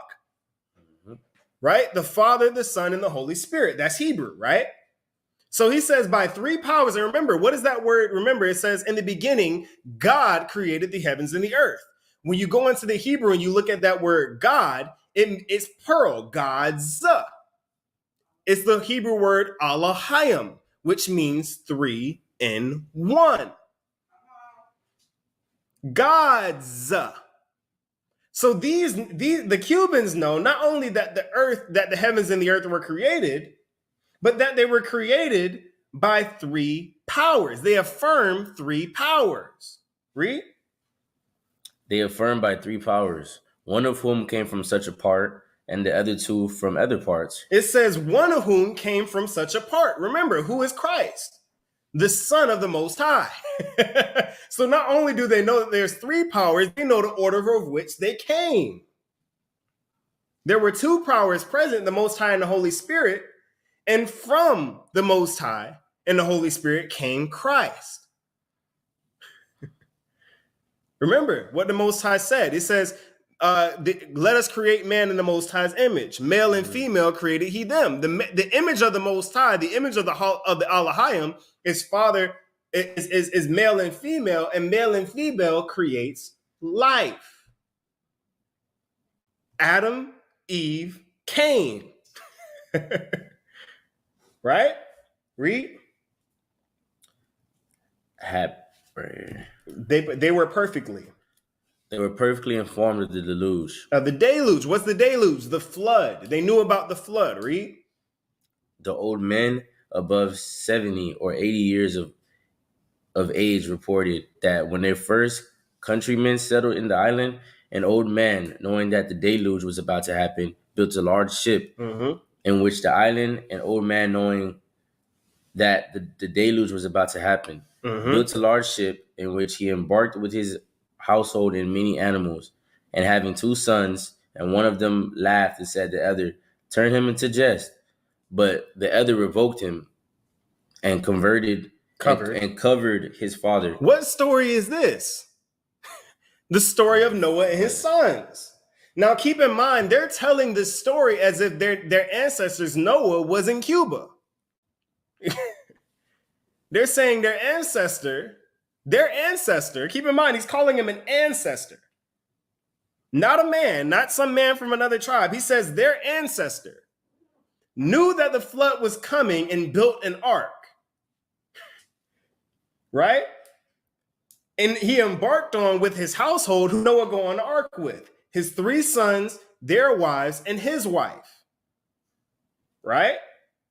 And he went on with animals unclean by 2s and clean by 7s. Right? And he says, having 2 sons, one of them laughed and said to the other, turn him into jest. Remember, Noah was drunk and he was butt naked. He said, yeah, look, he's funny. Who was the one who got cursed? It was Ham. He's telling the story of Ham. Now, these are the elders of their community. Read. Turn him into jest, but the other revoked him and covered his father, who, having slept off the effects of the wine, and knowing the impotence of his son, cursed him, and pronounced a blessing on the other. And who was cursed? Ham.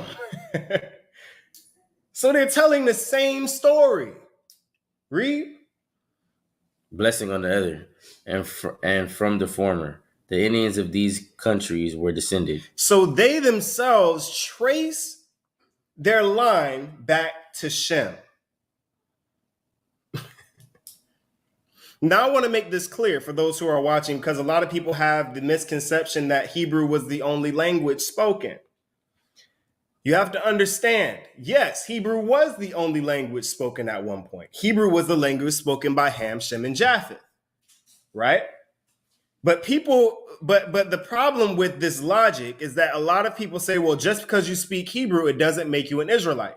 Hamites speak Hebrew. That's pre-chat. That's that right there is Tower of Babel. Remember, the Tower of Babel, the tongues were split. The Hebrew didn't make a return. The Hebrew didn't make the Hebrew didn't make a return until Eber, which hence why the language was called Hebrew. So no, Canaanites were not speaking Hebrew.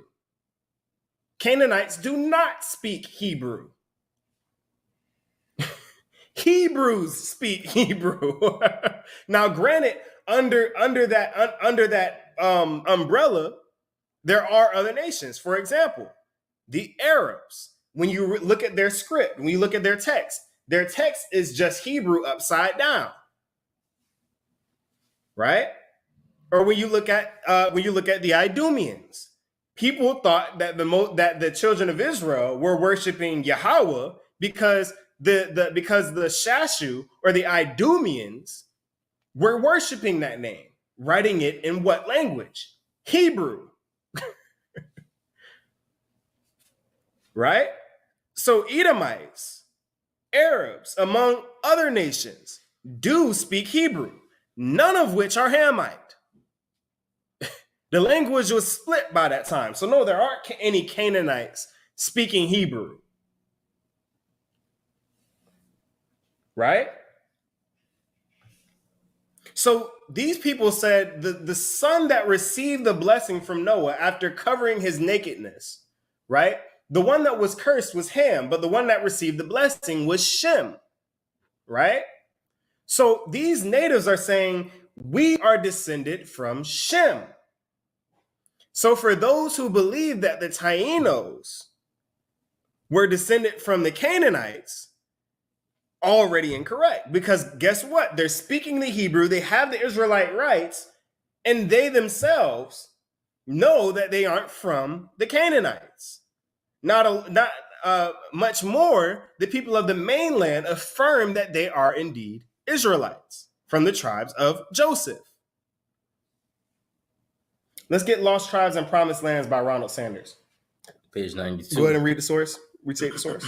Lost Tribes and Promised Lands by Ronald Sanders, page 92. We do not know much concerning Columbus's crew. About 90 men aboarded 3 ships, but at least one of them was an Israelite, whose presence as such was not accidental. It was not what? Not accidental. It wasn't a coincidence. He had an Israelite on his boat on purpose. Why? Read. This was Luz de Torres, a convert of possibility only that year, who had once held a position that the governor of Murcia. He was said to have known Hebrew, Aramaic, and some Arabic, and had been brought about by Columbus, specifically as an interpreter. So he was brought on this journey, on this conquest, for one reason and one reason only: to translate. Now, why would he bring a Hebrew, Aramaic, an Arabic translator to the New World?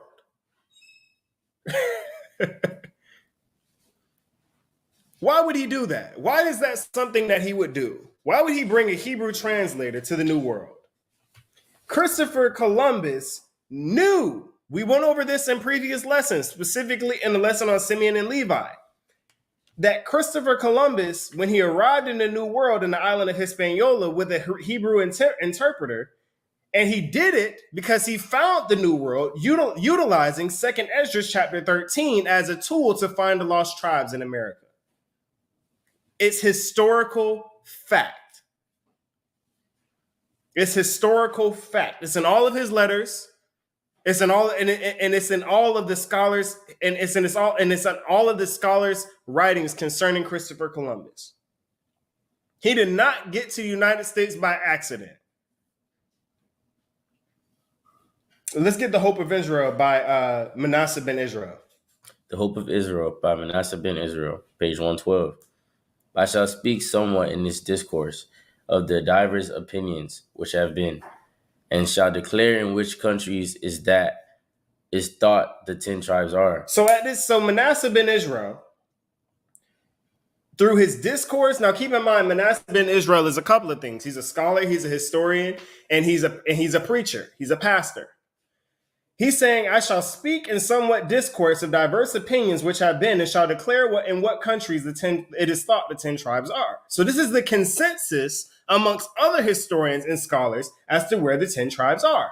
What countries does he list? Read.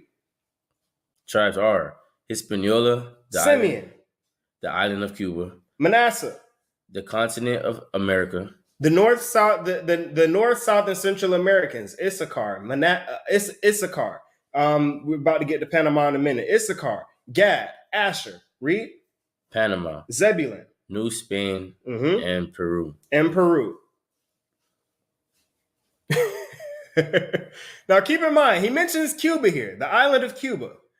And we know that the Cubans are a part of a much larger ethnic group, the Tainos, who are all of the same stock, ethnicity, racial group, nationality, however you want to put it, language, culture, and religious rites. And Manasseh ben Israel comes right out and says that these people are from the 10 tribes of Israel, from 2nd Esdras chapter 13. The heritage of the Israelites in the Caribbean was already well recorded. Well recorded enough that Christopher Columbus took out a huge loan and some boats to see if to go out and get these people. So based off of the description of the lands and based off of the character of the people, now there's a clear divide as to who is who, because that's mainly the question that we get. It's like, okay, usually the question is, how do you know Manasseh is Manasseh and how do you know Ephraim is Ephraim? That's the question that we get. Why? Because they're both Tainos. But the history that's not taught about the Tainos is that they were, even though they were one group, they were separate tribes in between. The Israelites is one group, but there are separate tribes under the Israelites, right? And when you go into Deuteronomy chapter 33 and Genesis 49, as well as Genesis 48, you'll see that there's a different prophecy for Ephraim than Manasseh. Specifically, that Ephraim would be a multitude or the fullness of the Gentiles, whereas Manasseh would be great, but he wouldn't possess the birthright that belonged to Ephraim, hence why he was prophesied to be a multitude of nations. Who else was prophesied to be a multitude of nations? Abraham. And he became that. He became the father of majority of the nations on the earth. Isaac, he was given that same prophecy. Who did he become? What nations did he bring forth? Jacob, who became the Israelites, and he brought forth Esau, who would become the Edomites. So in every instance where this prophecy is passed down to their children, to the one who inherits this birthright, in a sense becomes a microcosm of that prophecy, meaning that they would bring forth a multitude of nations, or the fullness of the Gentiles. It applies differently to Ephraim because Ephraim is an Israelite. So even though Ephraim his children would become the fullness of the Gentiles, they're still Israelite because of their bloodline. Right? Remember, The bloodline goes based off of the father, not the mother. Right? So as long as there are men in a family, the name continues. So Ephraim, in a sense, would assimilate. He would become the Gentile, but his name, his tribe would still exist. Let's go back to Christopher Columbus and the participation of the Jews in the Spanish and Portuguese discoveries. Christopher Columbus and the participation of the Jews in the Spanish and Portuguese discoveries by Mayer Kaiserling, page 98 to 99. Their rites and ceremonies, as well as their language, form one of the main arguments in favor of this theory of descent. Circumcision prevailed among the Indians. They often bathed in rivers and streams. They refrained from touching the head and from tasting... From touching what? From touching the dead and from tasting blood. Now, keep in mind, for a lot of people, this sounds like, well, that's stuff that everybody does. That's because we live in the world today. In the world today, it's common to be circumcised. In the world back then, it was very rare. There's a reason why Abraham was circumcised and the rest of the world was not. Right? Circumcision at one point was something that was only practiced amongst the Hebrews. If circumcision wasn't an important an important highlighting figure in this conversation, it wouldn't be listed. See, at the time, which is 1894, circumcision still wasn't as common as it is today. It was something that was still rarely practiced. So understand that there's more significance to circumcision back then than there is now.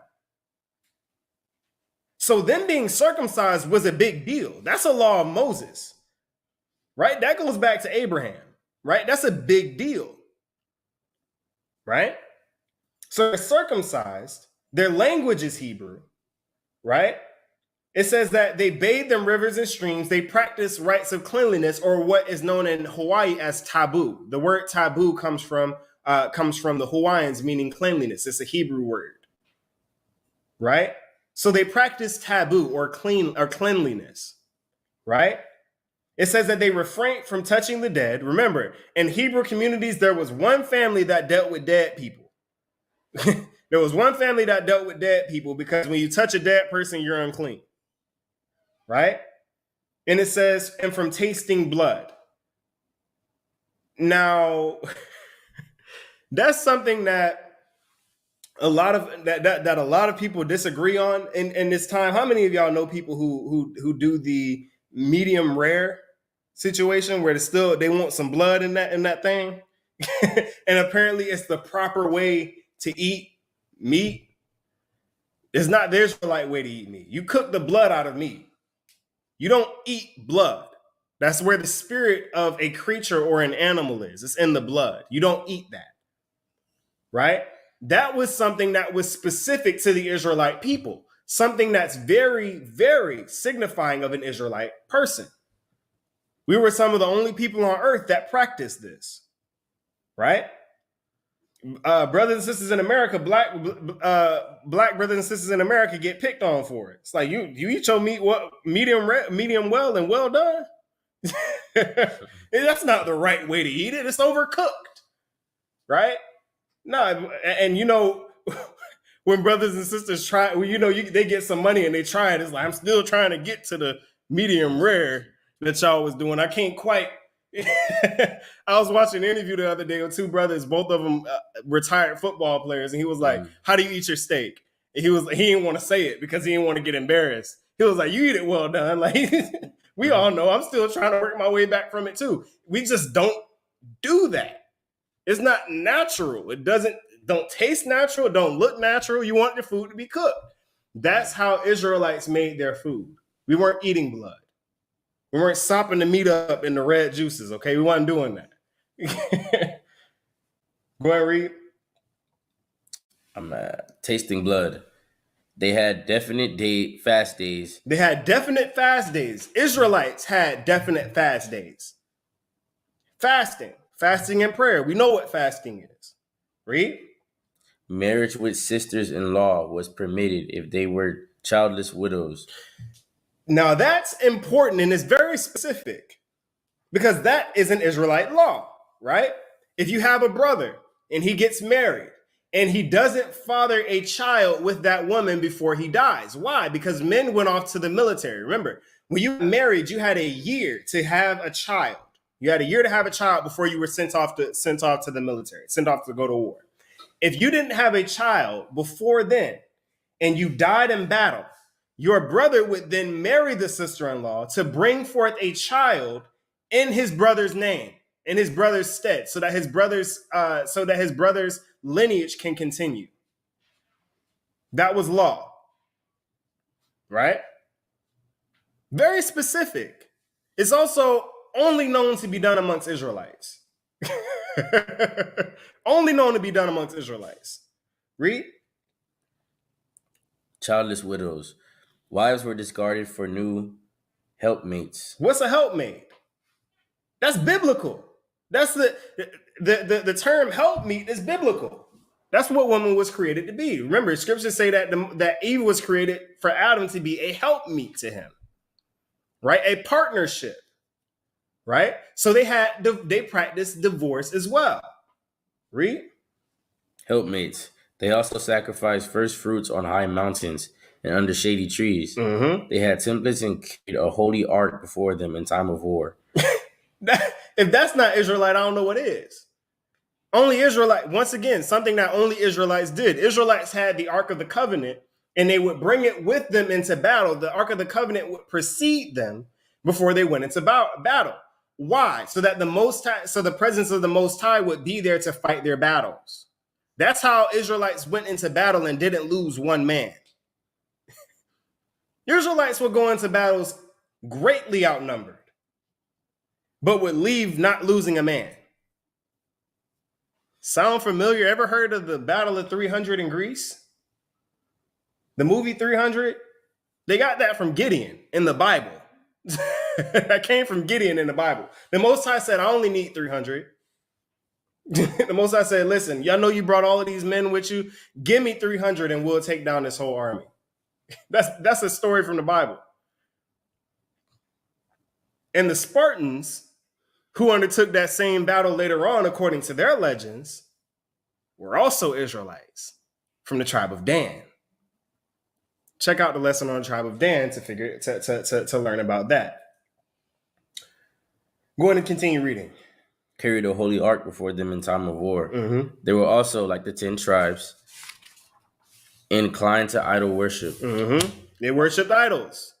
All writers and travelers agree, moreover, that they were many Jewish types of face along the Indians. Hold up. How do you have a Jewish type of face? Elder, we have pictures of what these brothers and sisters look like upon the arrival of the Europeans. Now, Sister Ariella, can you grab me the book Zondervan Bible Dictionary? It's on the top shelf. Can you get that for me? Because this is interesting. He said there were many types of faith, Jewish types of faith among the Indians, the Aborigines of America. What does a Jew look like? Oh, do you have those pictures? Go. We can pull up. Get the Cuban first. The Cuban native first. Look at the skin. Let's get the Puerto Rican. Let's get the next one. Once again, dark-skinned people. Right? Now keep that. Now keep that. Get the propaganda poster. Of the American propaganda poster. Y'all look at this. Brothers and sisters, look at this. This is from the United States. This is a propaganda poster from the United States. Look at what this says. It says Army and Navy holding his end up. Now underneath it says, this is a quote. It says it's really most extraordinary what training will do. why only other one day thought that that man was unable to support himself? Why only the other day I thought that man was unable to support himself? The Philadelphia Inquirer. Now, when you look at this image, on the top left, you see the image, or the propaganda image of a Puerto Rican. On the top of his head, you see a Hawaiian. On the top right, you see Cuba. On the bottom right, you see a Negro. And on the bottom left, you see the Filipinos. See, now, we as brothers and sisters, we like to try to separate our plights as if all of our plight isn't the same. Oh, no, they didn't go through what we went through. Just to show you that Esau looks at all of you the same.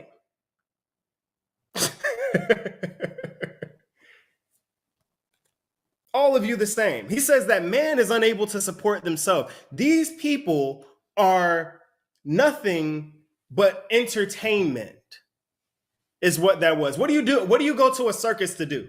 You go to a circus to be entertained. They depicted these people as animals for entertainment. Holding his end up. He said, isn't it interesting how people can be trained? Check this out.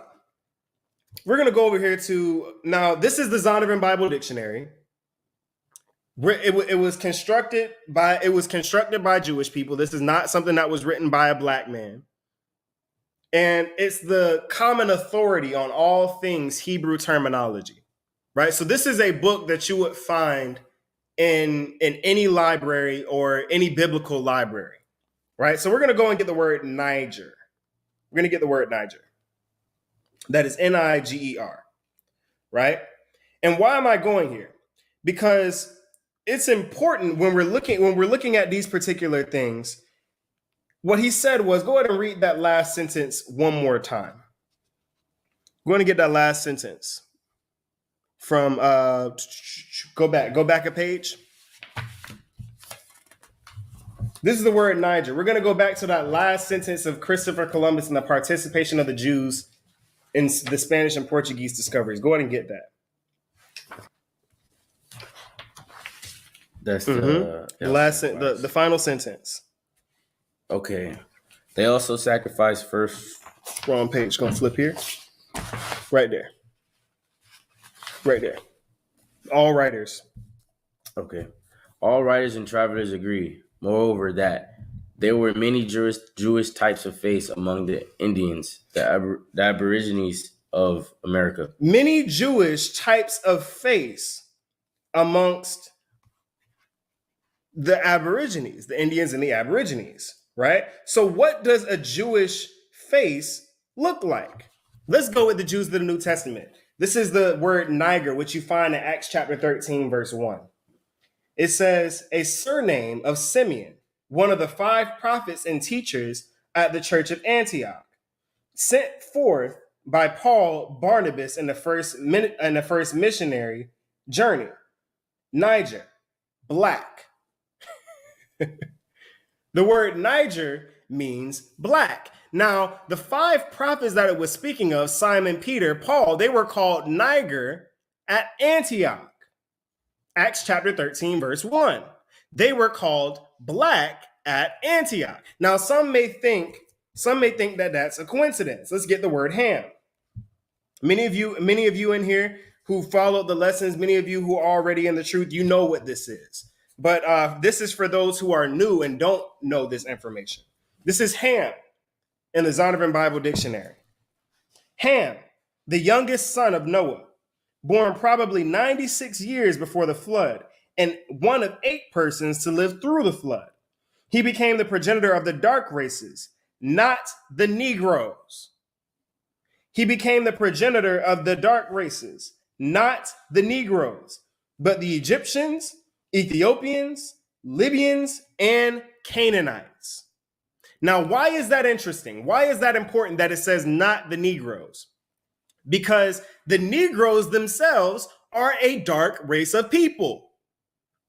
So he's making a differentiation between one dark group of people and another dark group of people. If the Negroes aren't Hamites, if the Negroes aren't Africans, then who are they?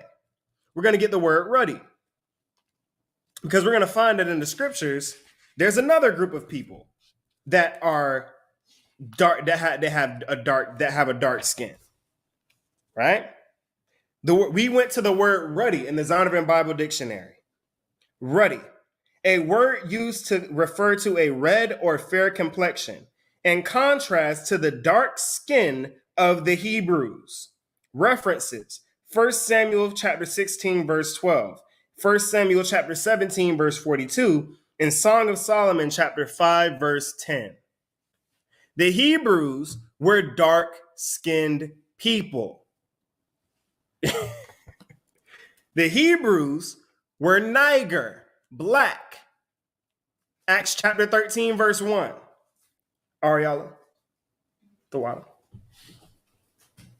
So when it says there are many Jewish types of face among the Indians, we know what the Native Americans look like. We know what the Aborigines of America look like. But the reason why they were able to call them Jewish types of face is because they know, according to the scriptures, what the Hebrews looked like. That's not me. That's the Bible. That's your Jewish Zondervan Bible Dictionary, not me. I didn't write it. Let's get the American Holocaust, The Conquest of the New World by David Standard again, page 69. The American Holocaust, The Conquest of the New World by David Standard, page 69. Following the admiral's orders, reconnaissance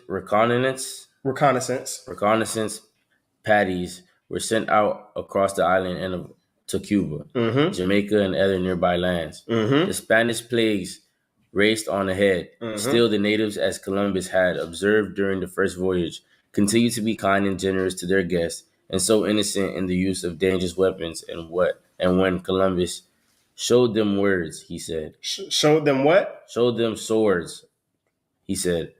They grasped them by the blade and cut themselves through ignorance. So these people were not, remember what the image of these people was painted as in the media at that time. What they're painted as in school at that time. They were painted out as what? Savages. They were murderers, right? Columbus was getting shot at when he came to shore. Right? That's the story that we're told. It says that the people of Cuba, Jamaica, and other nearby islands, the Spanish plagues raced on ahead. These people were getting sick and destroyed by the chemical warfare. That's what that is. That's what it was. They were giving these people blankets with diseases in them on purpose. It was biological warfare. Even while performing biological warfare on these people, the natives still were kind and generous to their guests, according to Columbus. And they were so innocent to dangerous weapons that when Columbus showed them swords, they grasped them by the sharp end and cut themselves. They had no idea what it was. Let's get the Diary of Christopher Columbus's first voyage. The word is Dario, but I say diary because it's the same. The Diary of Christopher Columbus's first voyage to America. This is from 1492. Go ahead and read it. They traded with us and gave us everything they had. With goodwill, they took great delight in pleasing us. They are very gentle and without knowledge of what is evil, nor do they murder or steal. Your Highness may believe that in all the world there can be no better people. They love the neighbors as themselves, and they have the sweetest talk in the world, and are gentle and always laughing. These are the people that he described. So this is from Christopher Columbus's own diary. So why did he tell Ferdinand and Isabella that they were savages? Why would he do that? knowing good and well that these people weren't savages. It says they took great delight in pleasing us. They were very gentle and without knowledge of evil, of what is evil. And they, nor do they murder or steal. These were people who are keeping the laws of Moses. Thou shalt not kill. Thou shalt not steal. Thou shalt love your neighbor as yourself. That's not love your neighbor as yourself is Christ. But keep in mind, the first 5 commandments, the first 5 of the 10 commandments is how you deal with the Most High. The second 5 is how you deal with your brothers and sisters. They were keeping both. The natives of the Caribbean, excluding the Haitian natives, all kept the same rights and traditions consistently from island to island. And when I say the natives, I'm talking about the Taino. Let's get the Aborigines of Puerto Rico and the neighboring islands by Walter Folks. The Aborigines of Puerto Rico and Neighboring Islands by Walter Folks. Page 25. The accounts of the Indians of Haiti are more complete than those of the Puerto Rican islands, Puerto Rican Indians. For the early writers generally made their homes on that island and naturally were more familiar with its natives than with those of the islands on the other side. It has been customary to find out imperfect knowledge of the Puerto Ricans by regarding them as identical with the Haitians, especially since Oviedo himself has stated that the culture of the two people was practically the same. Now, we went over the Tainos of Hispaniola. We went over the modern day Dominicans, and we found that not only the way that they dressed, to the way that they spoke, to all of their laws was exactly like the Hebrews. So what's pointed out here by Walter Folks, a historian from 1907, is that the Puerto Ricans are identical as far as culture, language, and rights to the Haitians. There's no difference. There's no difference.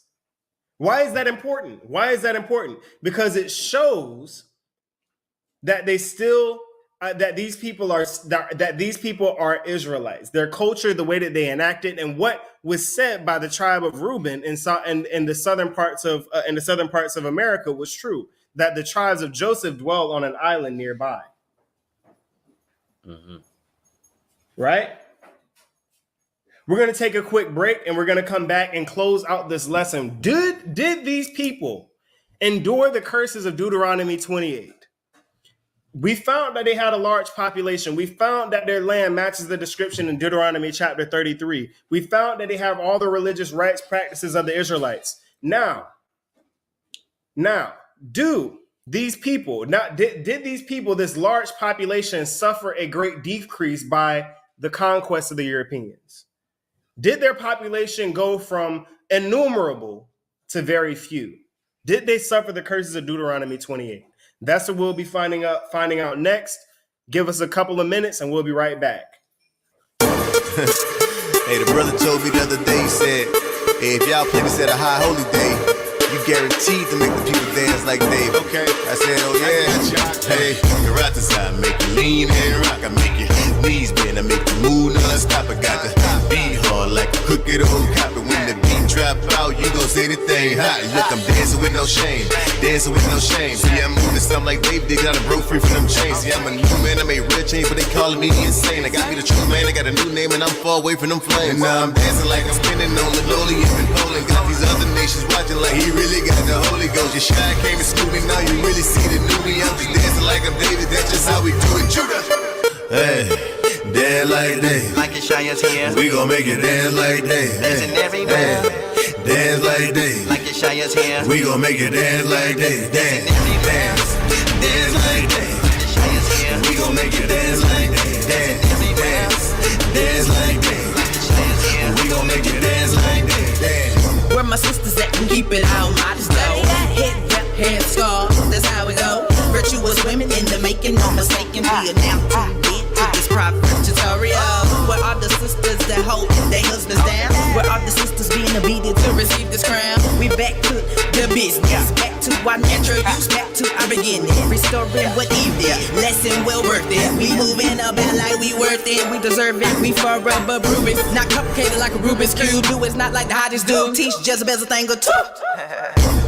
Now we can dance like Sarah, wave your hands like Esther, step and fade like Hannah. We can step and fade like Hannah.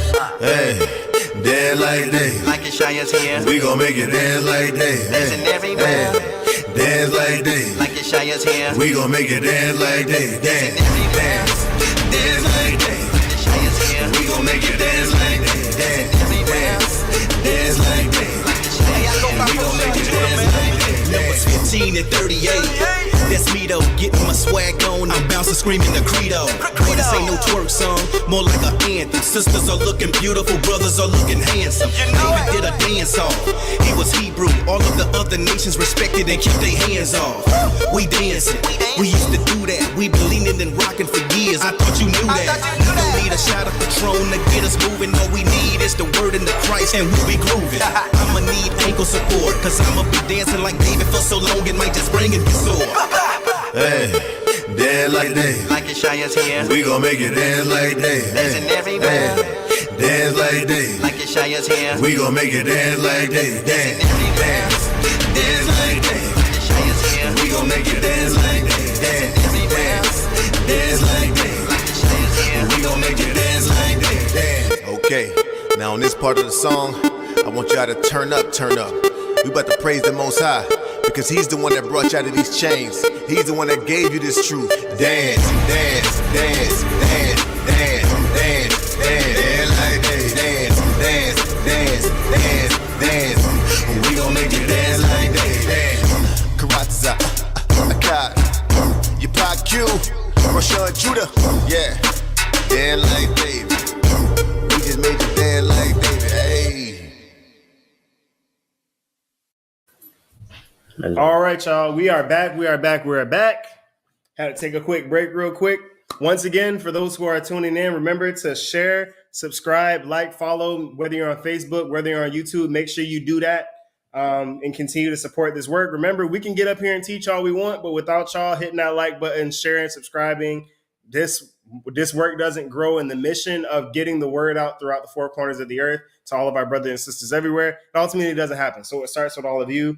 Water to those of you who did. And for those who didn't, please bless us on the like button or on the subscribe button, and we appreciate that. So going into our brothers and sisters, we're picking up from the Taínos, right? Mm-hmm. Let's go ahead and get the Taínos. The Taínos rise and decline. We're going to go to page 7. The Taínos rise and decline of the people who greeted Columbus by Irving Rouse, page 7. Mm-hmm. Early chroniclers reported from 100,000 to more than 1 million classic Taínos on the island of Hispaniola, and as many as 600,000 in both Puerto Rico and Jamaica. Mm-hmm. Modern scholars doubt their higher figures. For example, Karen Anderson, Cordova, estimates a maximum of 500,000 for Hispaniola. Mm-hmm. By contrast, the population of the island of Cuba, which was mostly Western Taíno, is said to have been no greater than that of Puerto Rico, although its area is over 10 times as large. So it's exactly what we said earlier. The population was innumerable. It was extremely large, especially for the size of the islands that they were.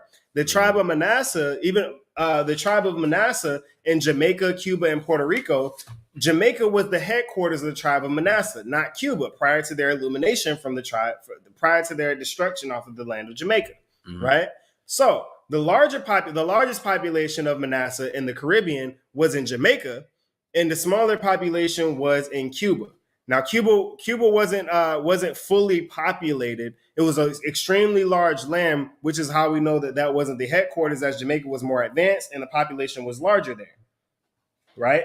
We're going to go ahead and let's get the critical review or the annals of literature. Critical review or annals of literature. Oh, and another thing that I wanted to point out is that the Hispanics in the Western world have the largest fertility rate, just behind the Hawaiian and Pacific Islanders in the Americas. So Hispanics have the highest fertility. That means that they're having the most babies. Their families are growing the fastest, outside of Polynesians who have they have a lot of kids. Like you usually when you meet a Polynesian, it's very rare that they have less than 5 siblings, and that's speaking from experience. So go ahead and let's get Critical Review or Annals of Literature, Volume 57, page 142. Go ahead and read that. Page 142. Double time. The Critical Review or Annals of Literature, Volume 142. Mm-hmm.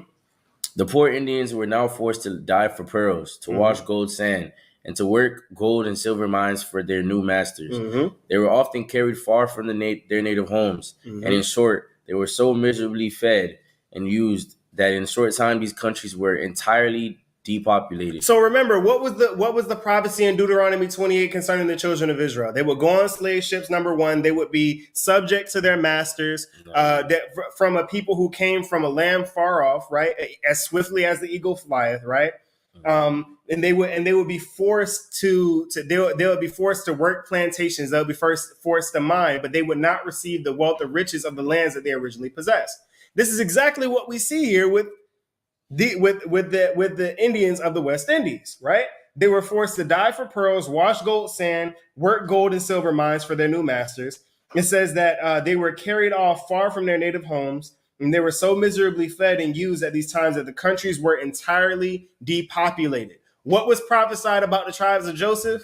That they would be extremely populous. They're a fruitful bow that would run over the wall, but the archers sorely grieved him and shot at him, right? They killed off this population, right? So they went from an innumerable population, as Columbus said, to nearly entirely depopulated. Keep in mind, this is the Critical Review or the Annals of Literature. This is where historians get their history from. Read. In order to supply that loss. In order to supply that loss.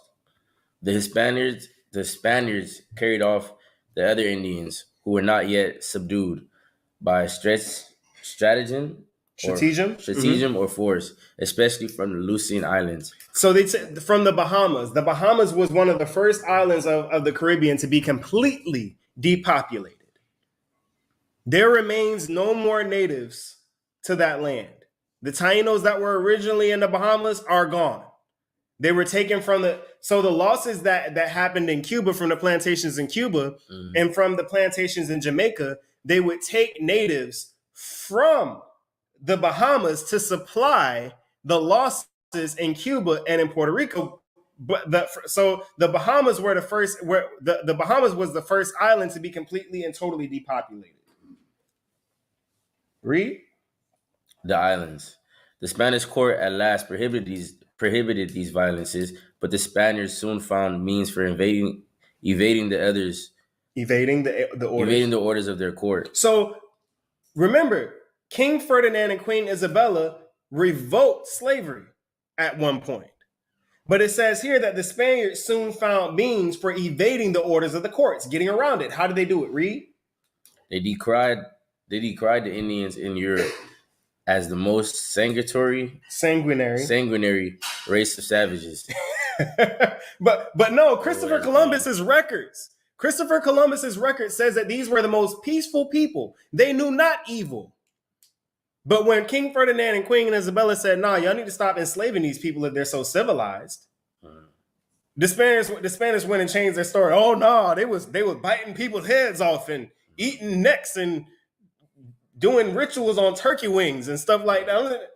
They just completely changed their tune. Oh, they was butt naked and they have no government or language. They don't even write. Read. Sanguinary race of savages on which Ferdinand repelled his former orders and bade them carry off these cannibals by force from their native places and to treat and sell them as slaves. So, no, but black people were the only ones taken and sold as slaves on ships.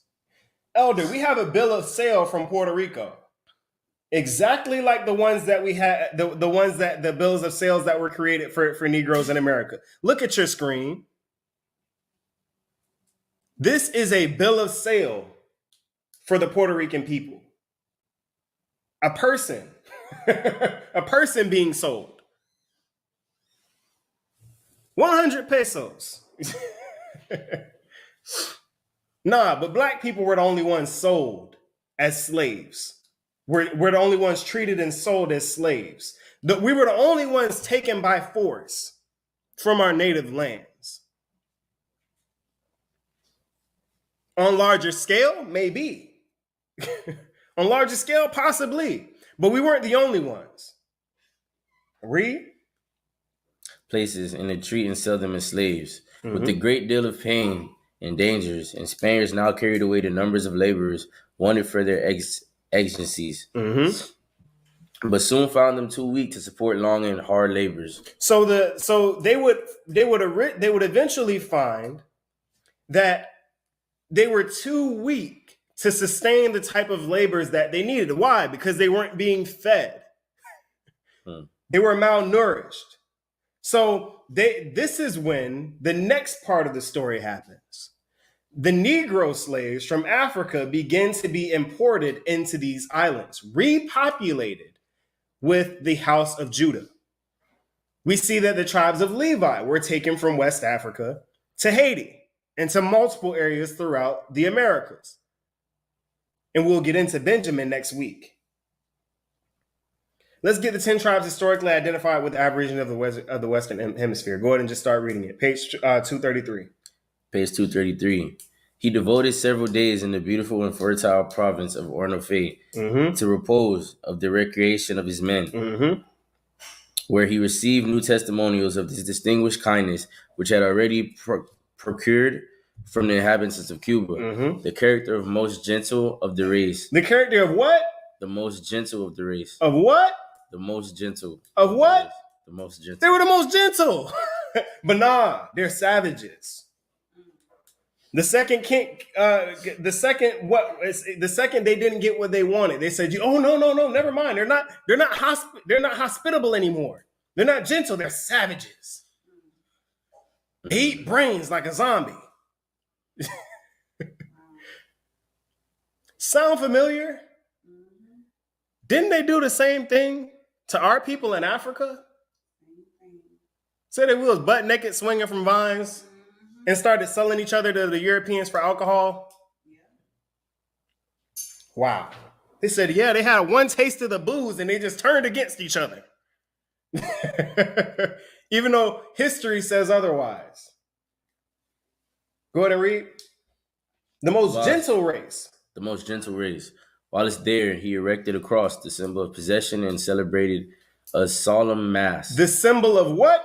The symbol of possession. The symbol of what? The symbol of possession. The symbol of possession. It's a brand. The cross was not a symbol. What was not a symbol of Christ. It was a symbol of possession. See, brothers and sisters talk about, oh yeah, you shouldn't wear earrings because earrings symbolize slavery, but you got a cross around your neck. How many of you guys know that Christ wasn't on the cross like this? Christ was like this. The crucifix didn't exist in the time of Christ. That came after. That's why the scripture says, cursed is he that hangs on a tree. Right? The cross was always used by the Catholic Church as a symbol of possession, of captivity, of slavery. Is Christ a symbol of captivity or slavery? Absolutely not. Christ never told you to wear a cross around your neck. How many of you guys know that Christ lives? Christ did die, but he rose again afterward. So why are we acknowledging Christ as if he's still dead? Why do we have Christ in churches as a dead man? Why do we have him on a cross as a dead man when Christ rose again? Doesn't that defeat the purpose? Why you want to kill Christ again? There is no more. There's only one crucifixion. There's only one death.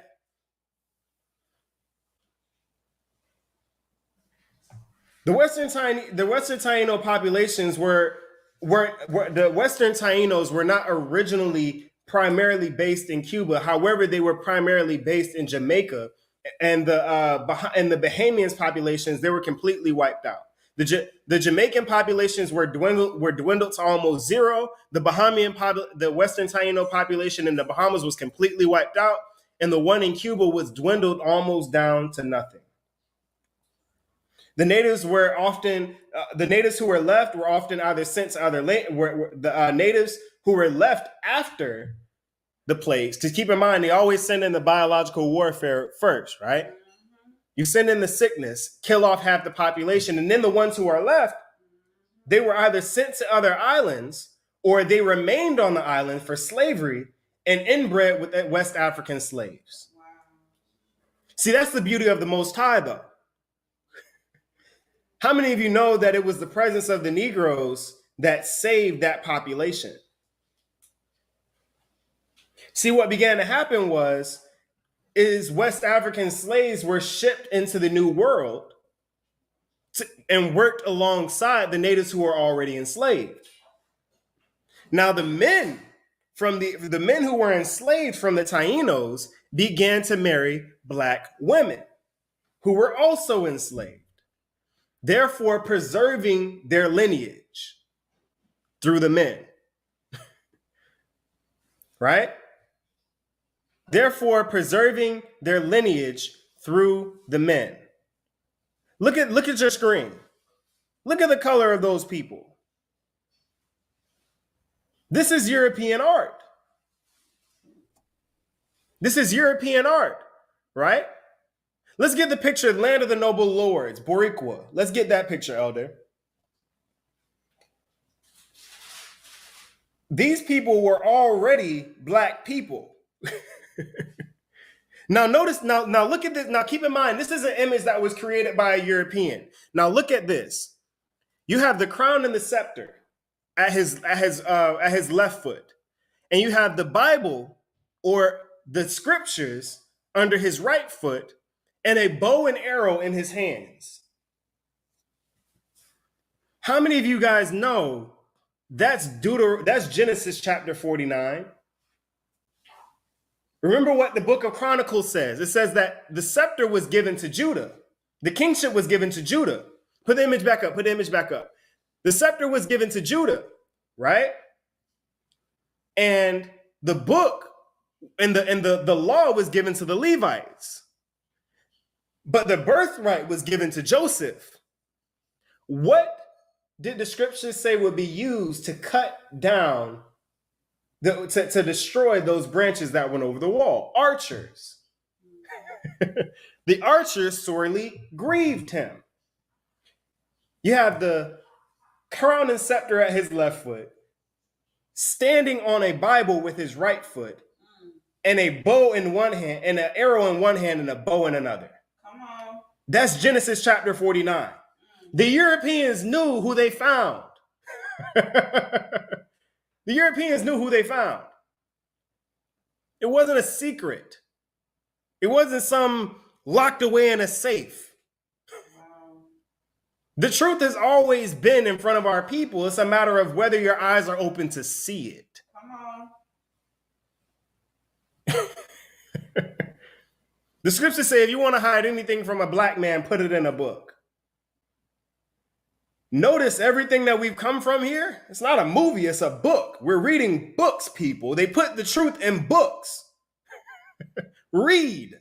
That's why the scriptures say, Elder, the scriptures say, seek ye out of the book of the Lord and what? Read. That's how you find the truth. But don't nobody want to read. Nobody wants to pick up a book to save their life. Seek ye out of the book of the Lord and read. Let's get Yale, because Yale knows something that we don't know as well. Let's get Puerto Rico case study, colonial genocides from Yale. This is from Yale University.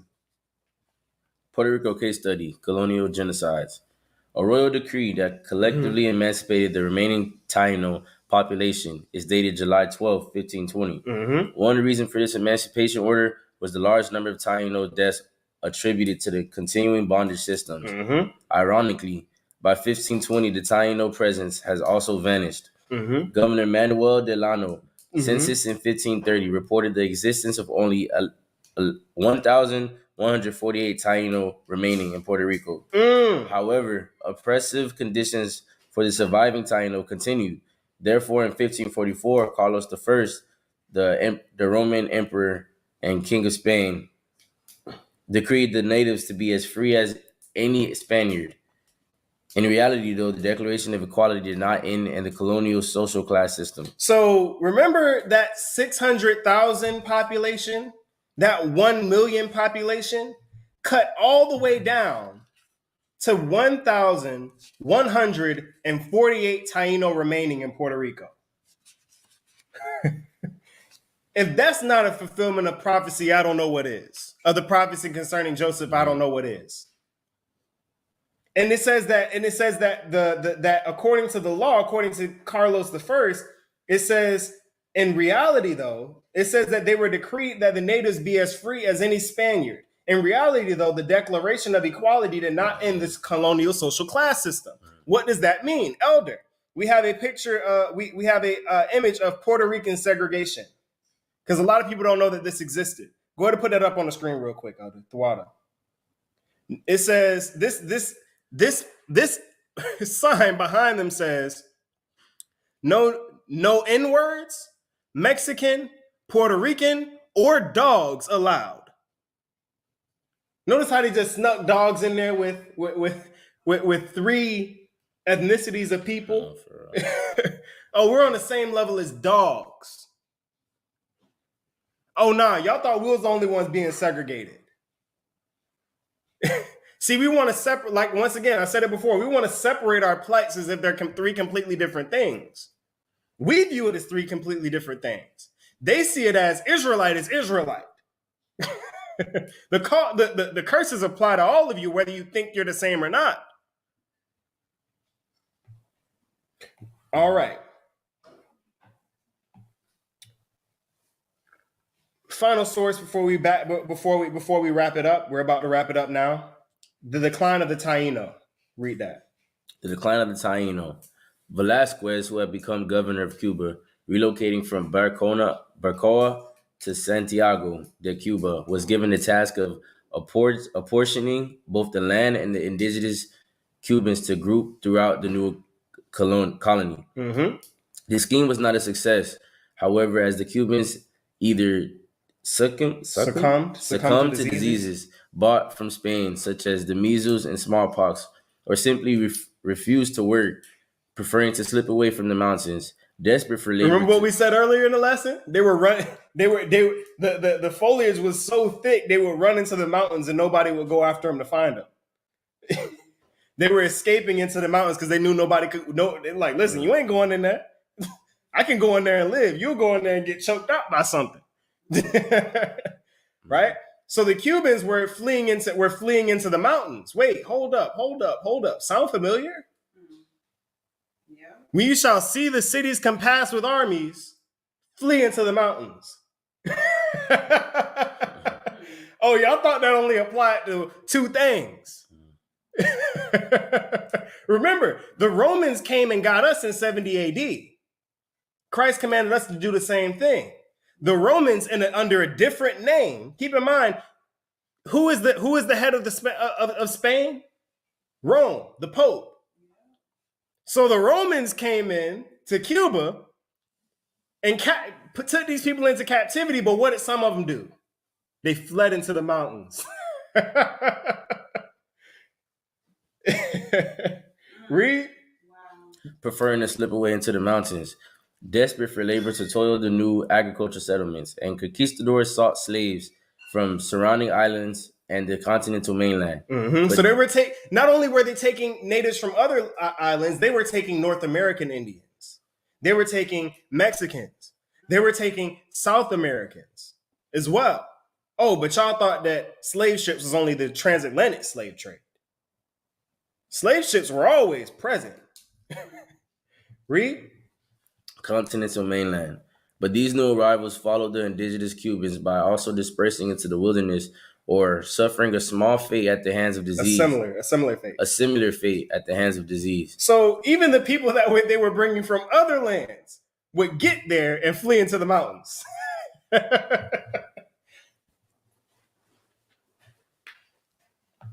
The natives once had a thriving and growing population prior to the arrival of the Spanish and Portuguese conquistadors, who hated and ultimately cut their population down to basically nothing.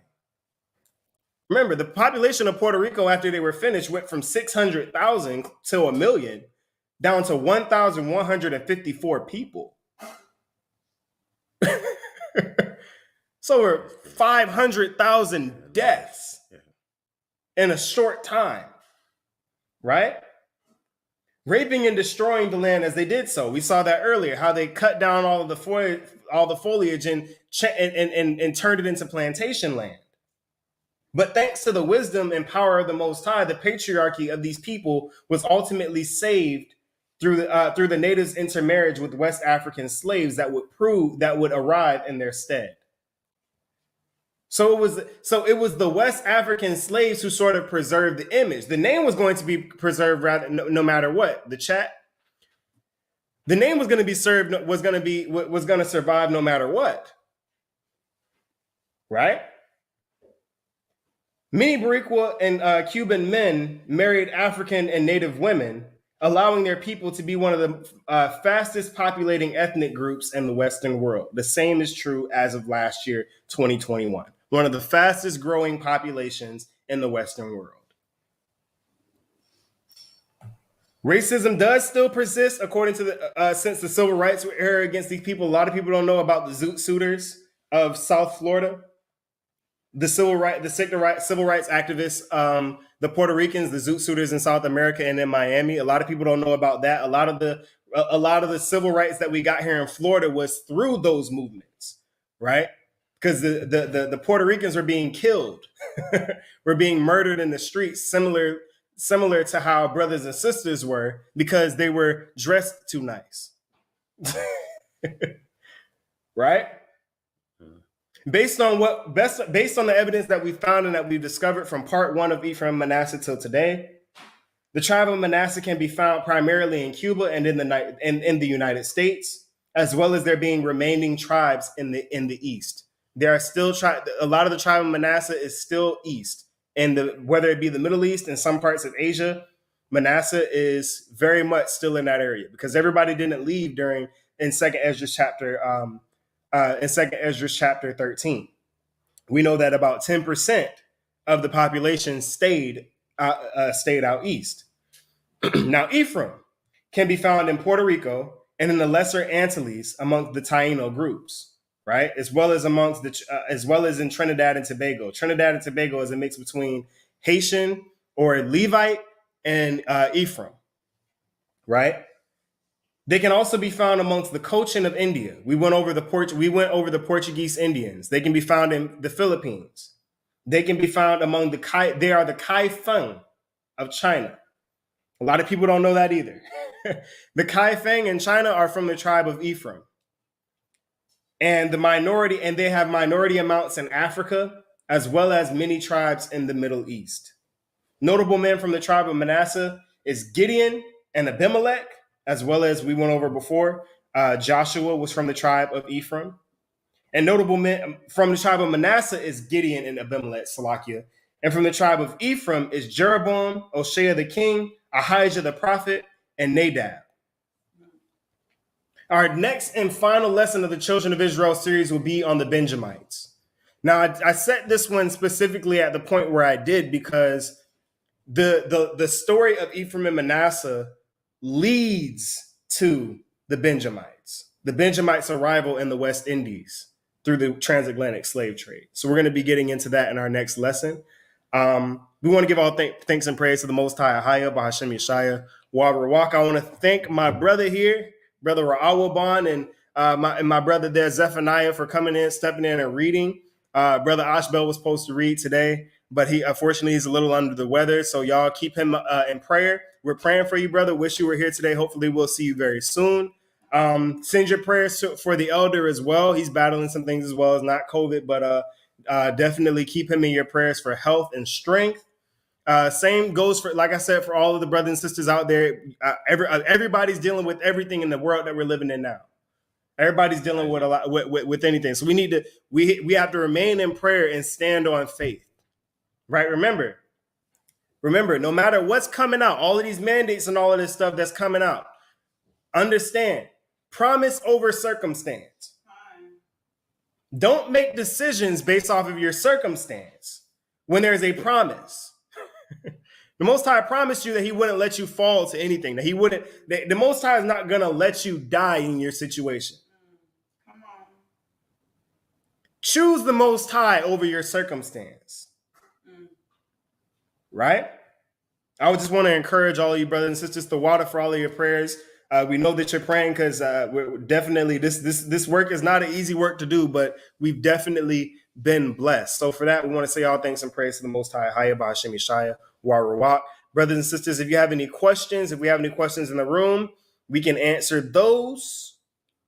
Do we have any questions? Any questions or comments? I was gonna say when you were talking about how they ran into the mountains. Mm-hmm. It's interesting because Vivian, I used to do her hair. Mm-hmm. She's Puerto Rican, and she was saying that most of like the indigenous people are closer to the mountains, more so than those that have been kind of mixed amongst the other nations. So when you go to Puerto Rico, you don't really find them like in the cities like that. You know, you'll see some, but most of the indigenous people are in the mountains still. That's where they dwell. And that's another thing is that when you look at all of the tribes of Israel, they dwelt very close to water. They dwelt very close to the coast because for all of our religious rites and everything like that, we needed flowing water. But when the Europeans came, many of us were forced inland, right? We see that with the Australian Aborigines. They were forced to abandon their lands on the coast and go inward towards the dry desert lands, which is why we find Australian Aborigines in that destitute state in there when they weren't originally there. They're originally on the coast, right? So a lot of the tribes upon the arrival of the Europeans were forced inland. Native Americans, the same thing. Majority of the Native Americans lived on the outskirts of North America. Same thing throughout Central and South America. They weren't dwelling inland. Did they go inland? Absolutely.